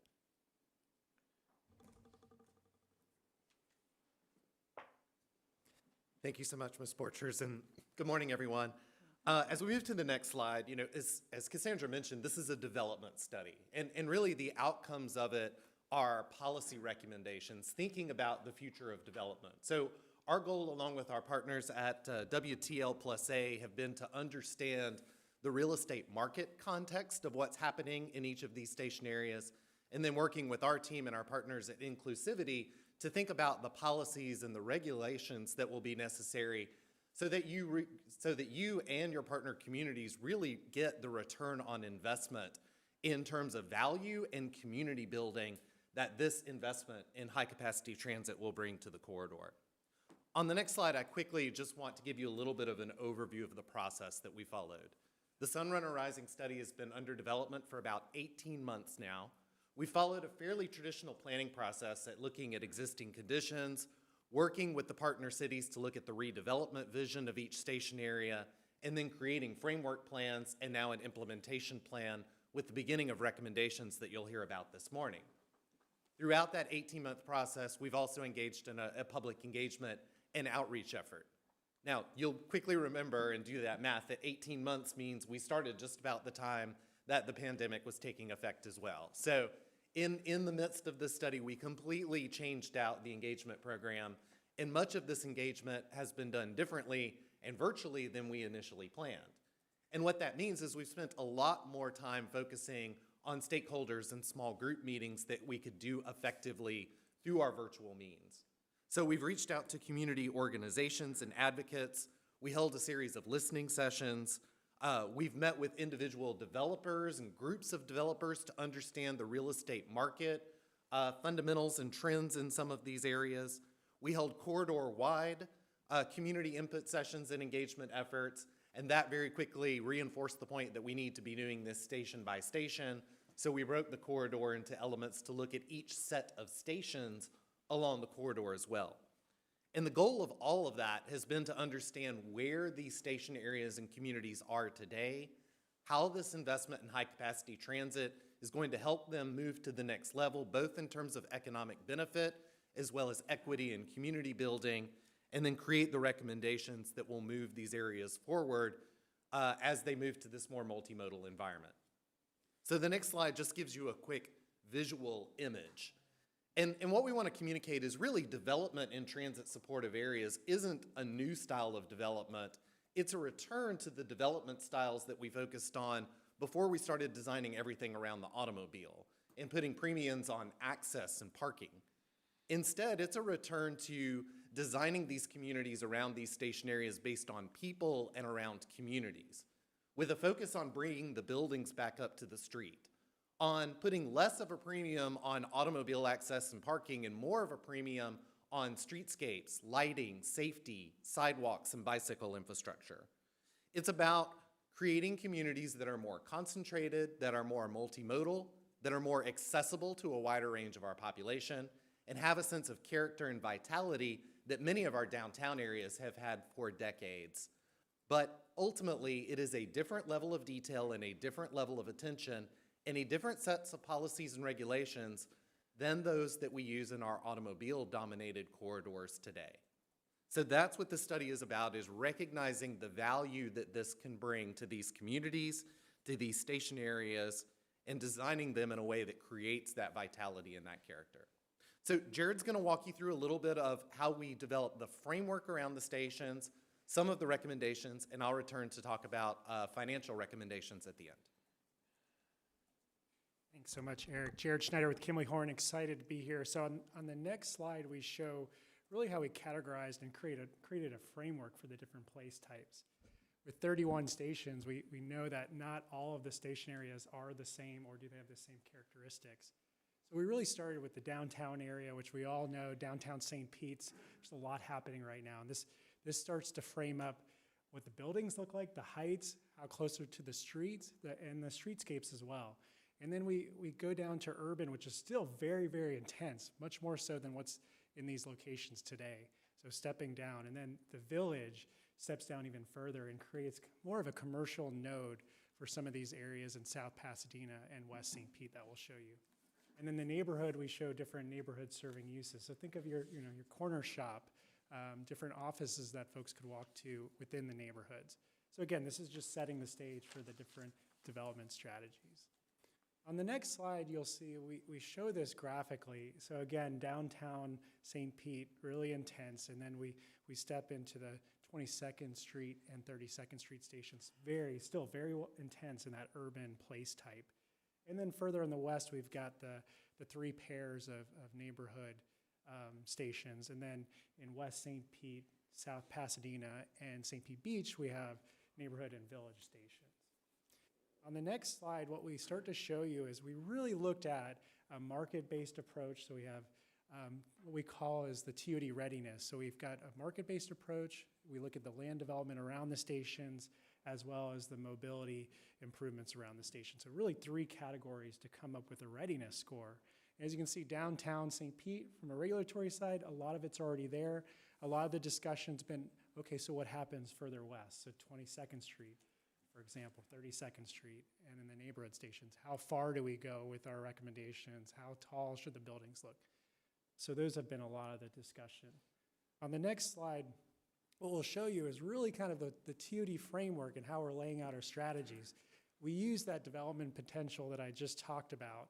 And on the map on the right, what we started to do is really look at the different stations and highlight in those black areas, what are some of the residential areas, the historic neighborhoods that we need to be mindful.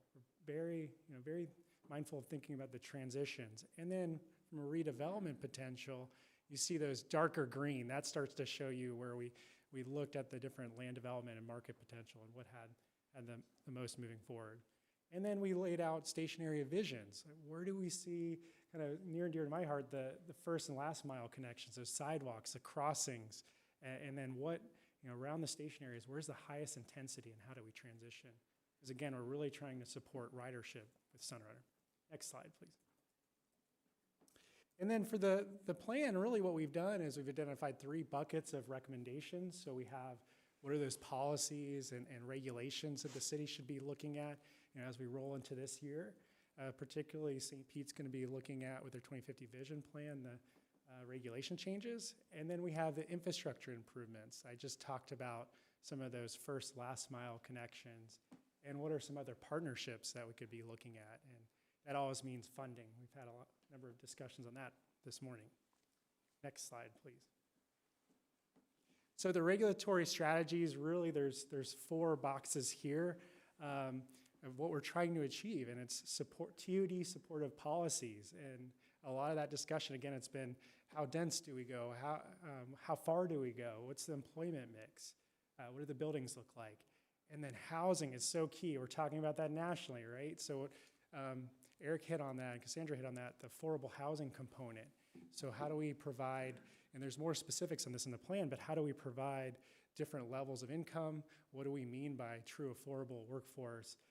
So incentivizing different types, and people are at different stages, life stages too, so how can folks stay within the neighborhood? And so that leads to the third point, preserving the neighborhood character. That's something that we're very keen on and looking at. And then, again, the enhanced mobility piece. How do we get people to and from the stations? Particularly, we've talked a lot about 22nd Street. How do we get folks to connect to Sunrunner? Next slide, please. So again, we talked about, just hit on the mobility piece, but that's dealing with the sidewalks, bicycle facilities, and other modes of transit. Lighting has come up quite a bit around the station. So how do we have folks feel safe in getting across the street to the station itself? And then a big component of this that we don't always think about, but what's under the ground? So if we're gonna add more homes, more stores, more shops, offices, things of that nature, do we have the capacity? So we're looking at that from a high level as well. So on the next slide, I'm gonna have Eric talk about the funding strategies. Thank you, Jared. So you've heard words like regulations and incentives and infrastructure projects, and those things require money. So part of the study has also been looking at some funding strategies. We know that this project, like many other high-capacity transit projects throughout the country, are going to create value for the adjacent properties. And so one of the strategies that we've been looking at as part of Sunrunner Rising is how do we capture some of that value that's being created in the market and create or realize a revenue stream that then helps provide the seed money for those incentives and for those improvements and possibly even the maintenance and operations of the system. So that value that's created, how do we bring that back so that we are creating a corridor that is for all and that realizes this vision for a truly integrated multimodal corridor. So our partners at WTL Plus A have looked at case studies throughout the country. We're looking at a variety of different value capture strategies, But we really think that there is going to be an opportunity here for the creation of a special service district, whether that's tax incremental financing or a similar program that helps bring in some of the value that's being created in the private market through your investment and the federal government's investment in this high-capacity transit line in order to help fund those programs and those incentives so that we truly have that integrated corridor. And part of the recommendations will come back and look at not only the market viability and sort of the different types of funding streams that can be created, but also if there is some enabling legislation that may be necessary in order to create the right model for the Sunrunner corridor and for Pinellas County. So that will be part of the final recommendations as well. So the last slide goes back to just the image of the Sunrunner corridor. And as we talk a little bit about next steps, our goal again is to bring this to you as an information item today so that when we come back in a couple of months, we're not bringing you 3 or 4 volumes of a study that you have to get through in short order. We wanted you to have a preview of the types of strategies and recommendations that we're considering. As we finalize the document and the report, we are going to go back first to each of the cities because, as Ms. Borcher said, ultimately a lot of the implementation of these policies will go through the cities. And we've been coordinating with both the Downtown Mobility Study as well as St. Petersburg's Plan 2050. Ultimately, I think the Sunrunner Rising recommendations are going to be embedded into Plan 2050 so that there is one package of recommendations for the city of St. Petersburg, not a bunch of studies that may or may not overlap with each other.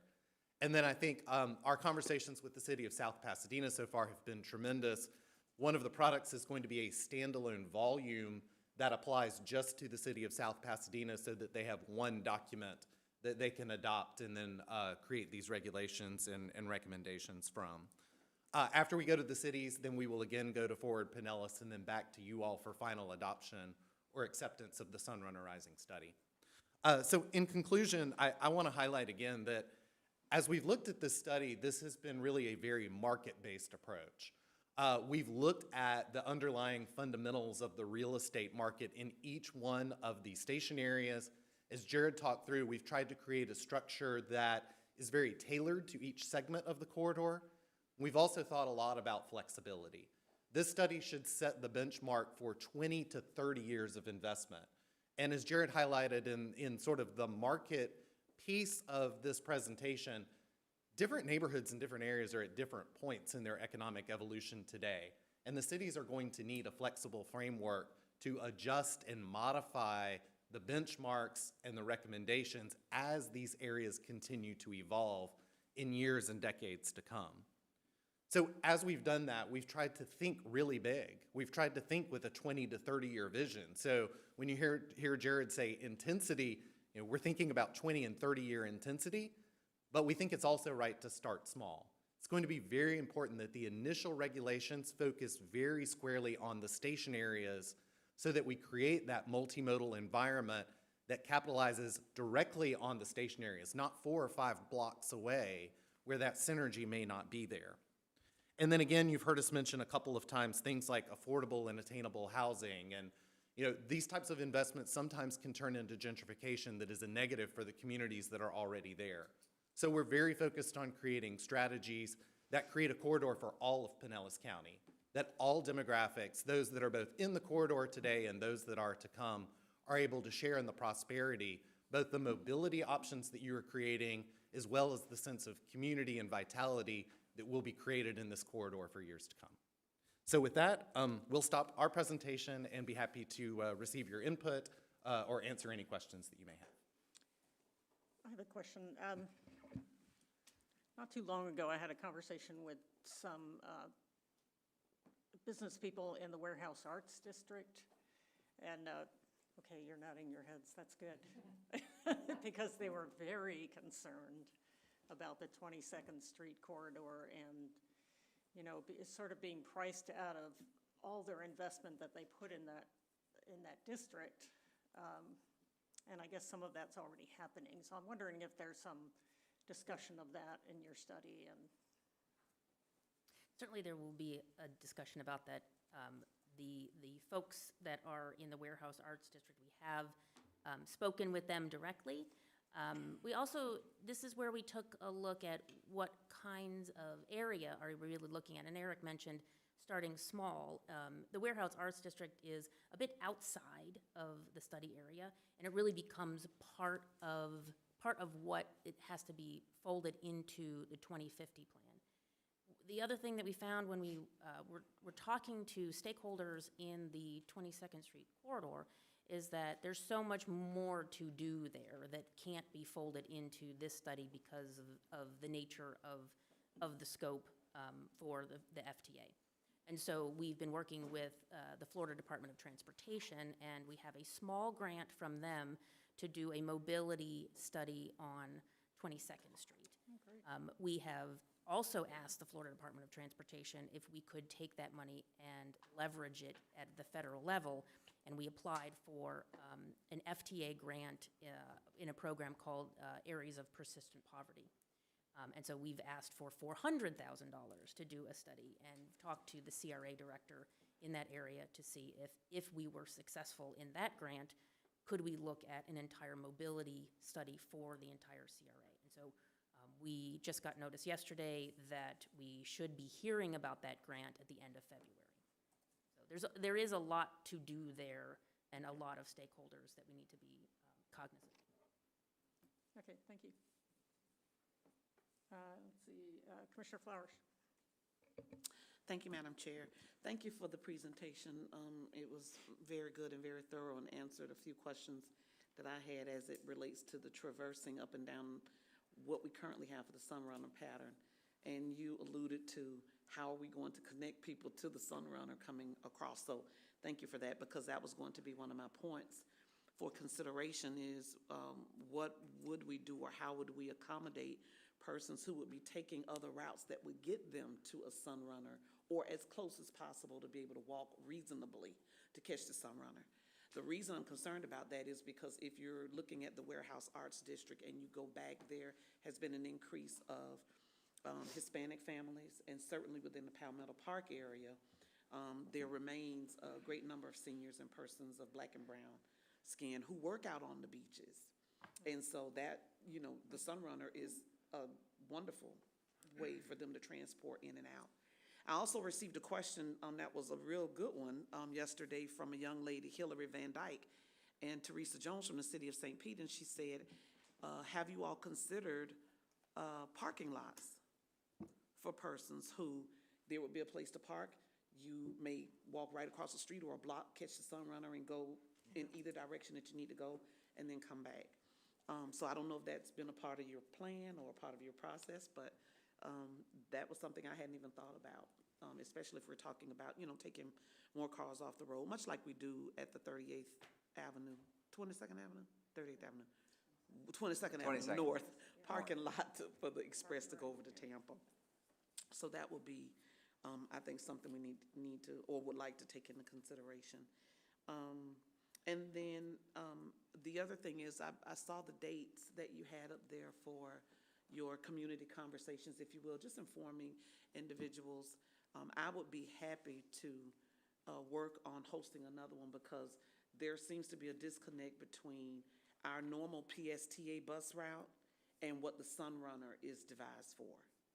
Because the question was, why don't we have anything this nice in our inner communities the way that the Sunrunner is, you know, and the, I'm sorry, it's beautiful where, you know, you get to stand and wait for the bus and whatnot. And so I had a conversation with them, but, you know, we will never probably reach everybody, but maybe just to kind of circle the wagons to go back around, you know, just to talk about it as we're developing and growing. And the last thing I want to say is, and I believe you've already been communicating with, I think you mentioned Beatrice Farrell's name once. I just want to reiterate, the Warehouse Arts District is a very different segment from the Deuces District. And I am saddened that it is that way because the Deuces was there and that organization way before the Warehouse Arts District came about and evolved. I'm not saying anything negative about them, but they should be considered together and not two separate entities, because you've got to come, you know, if you're going south, you've got to come through the Warehouse Arts District. If you want to go north, you're going to come through the Deuces. And I know that Councilmember Deborah Fix Sanders and even the new mayor is really focused on making sure that 22nd Street gets that reverberation that other parts of it have gotten, going north. So whatever we do, and I know that you've hinted to it in your presentation, keep that consistency with the quality of service and the extension and expansion of service in mind for that whole corridor. Thank you so much. There's a lot to unpack there. Yeah. I mean, So I probably- had so many questions. I was like, I'm not going to stop him doing this presentation. I'll wait till the end. Yes, and I think I'm gonna have to watch the video one more time to get all that down. But you bring up a really good point about connecting into the Sunrunner. And the way that we have looked at it so far from an infrastructure project standpoint has been very focused on the walkability and the bikeability of the corridor and the ability to access it.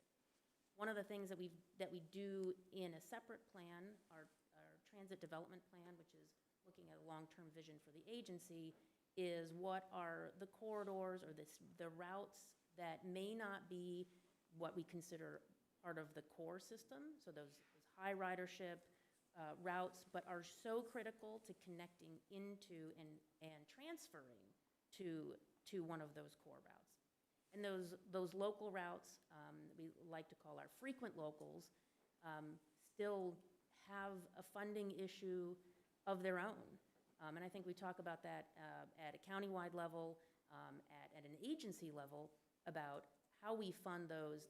Those would not be necessarily funded through the Sunrunner, but there will be a conversation at Forward Pinellas, and again, this is why Forward Pinellas is such an important partner in this, about the funding strategies that Eric mentioned, and would we be able to use some of that induced value that is being created by this Sunrunner investment, and then put that towards those connections. And so there may be a lot of ways to put this puzzle together. I received a notice, I'm sure other electeds did, Stephen Kerr from Congressman Chris' office, that the next round of special appropriation requests are due April of this year. So I don't know if you all want to see if that is something that would qualify, for that special. It doesn't hurt to ask and see and submit. All they could do is say yes or no. We'd love a yes, and I certainly would do whatever I could to help push that with my relationship with his staff and his office, but that may be a potential workable avenue. I don't know. Thank you. Commissioner Steele? No, you're good. Is it live? Yeah. Okay, thanks. Because it turned red. Does red mean it's live? Yeah. Thank you. Yeah, if it's not blinking, I don't know. My only question is later in the slide when you talk about funding strategies, you mentioned getting TIF funding from a transit special service district or a CRA. I mean, obviously I'm familiar with the CRA. We've looked before over the years about creating a CRA for transit. Is that what you're referring to? Or, I mean, this is something new to me if it's not part of that. Yeah, we're looking at a variety of different special service district options. A tax increment financing could be one or could be a similar model, but it may need to be a special service district that is a newly created entity that doesn't exactly fit that. We have talked to the county a little bit about CRAs. The sort of feedback that we've gotten so far is there's not a lot of interest in reutilizing a CRA or creating a new CRA, so that's not sort of the models that we're looking at. The best summary I can give you today is special service district is probably the best term that we can use because we're still looking at the different models, and from a regulatory and legislative standpoint, what might best fit Pinellas County and this specific opportunity. Can you legally put that in place? We may have to create legislation in order to do it. Okay, I was going to say, I didn't think it existed at the present time, so that's what I was puzzled about. So an example of one locally is there is a special assessment district in the city of Tampa that supports the operations of the streetcar. And so they do exist, and they do exist in the state of Florida. And that was put into place at the very beginning of the service, and it supports the ongoing operation. but it took legislative action. Thank you. Commissioner Driscoll. Thank you.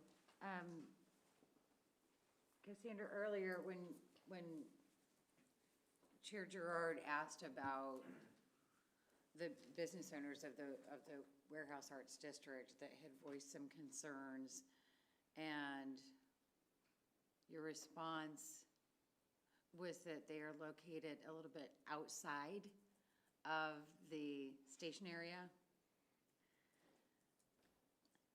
That perception, that way of looking at it is where we're going to lose out on real opportunity.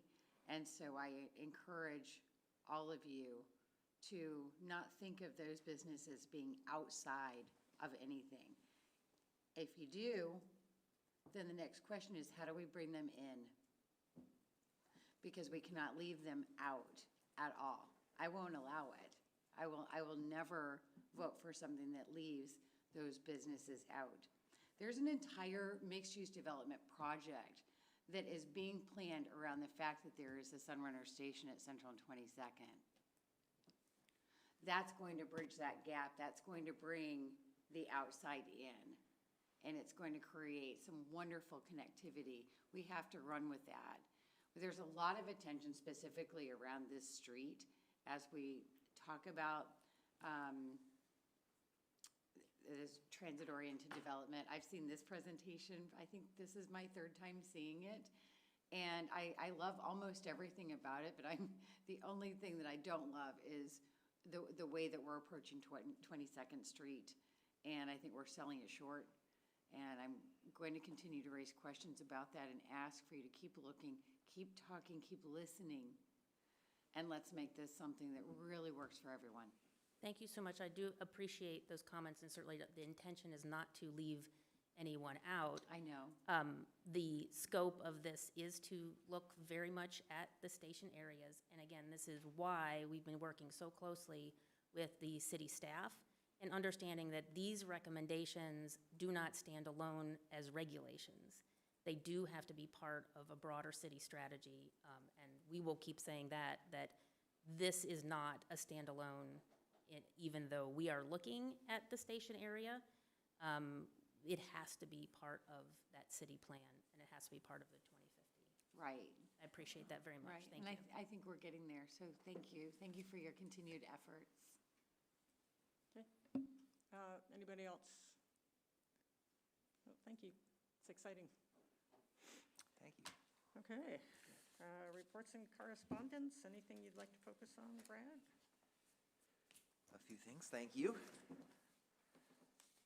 Okay, I know that I want to thank a lot of you for participating with PSDA or with other groups in sharing our priorities up in Tallahassee at the legislative session. I know our Secretary Treasurer, Dan Saraki, is up there right now. That's why he's missed the meeting. And I got to him before he left, so he's got some of these.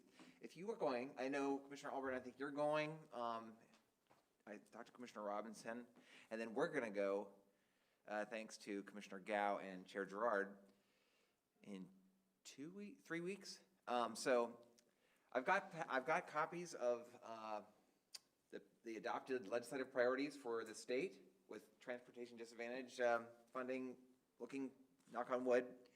So when you go up there to Tallahassee, you can say thank you or make sure that it's still looking good for that. So see me after the meeting to get copies of that. I also have the Clearwater Transit Center one item there too. Let's see.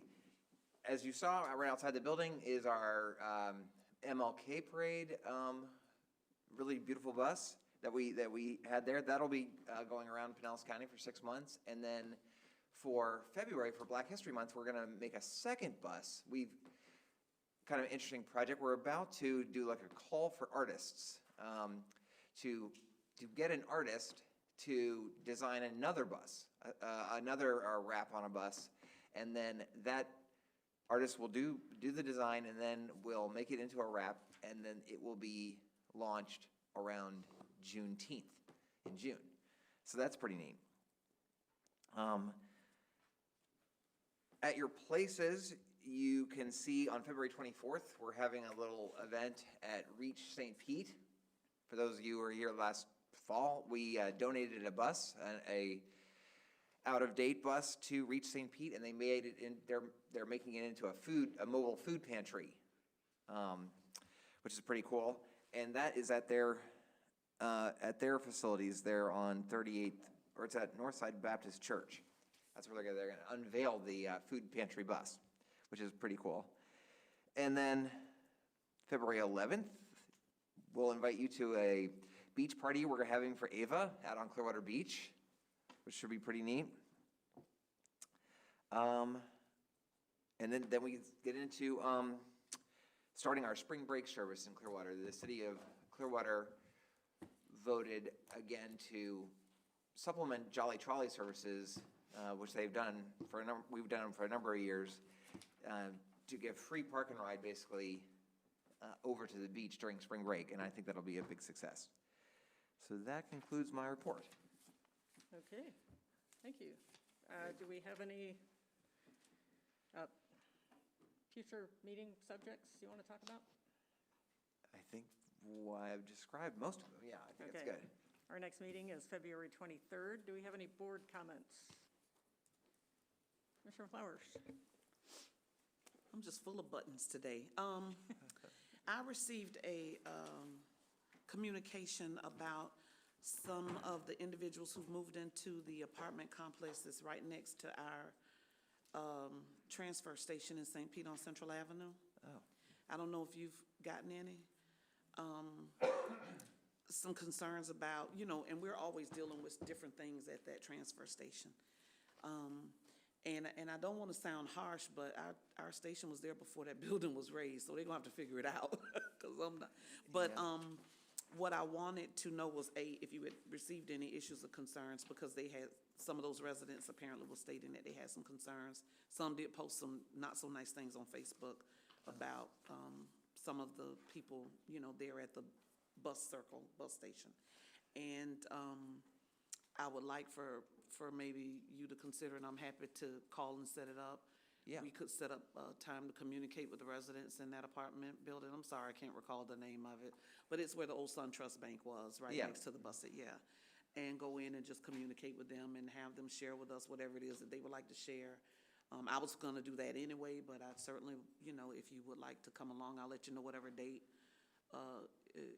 is made up, and we can talk with them, but I wasn't sure if anyone else had gotten any calls or concerns, texts or emails about it. But my basic comment back was, we're not moving that station, it's staying there. It's staying there, and we'll just work with whatever, the issues and concerns are. There is a real positive police presence there all the time.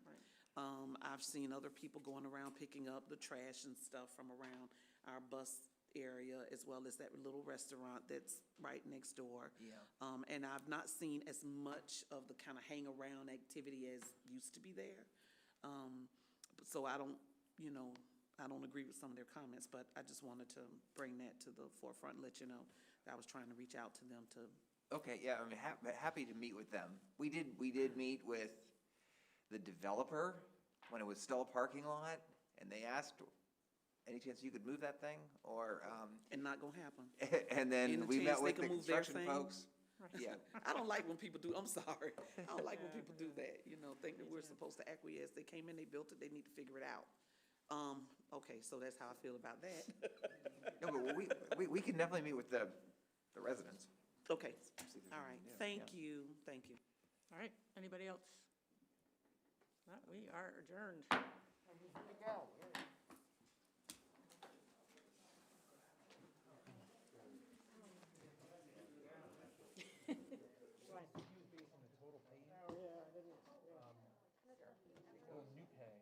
That's our. Last year's prior.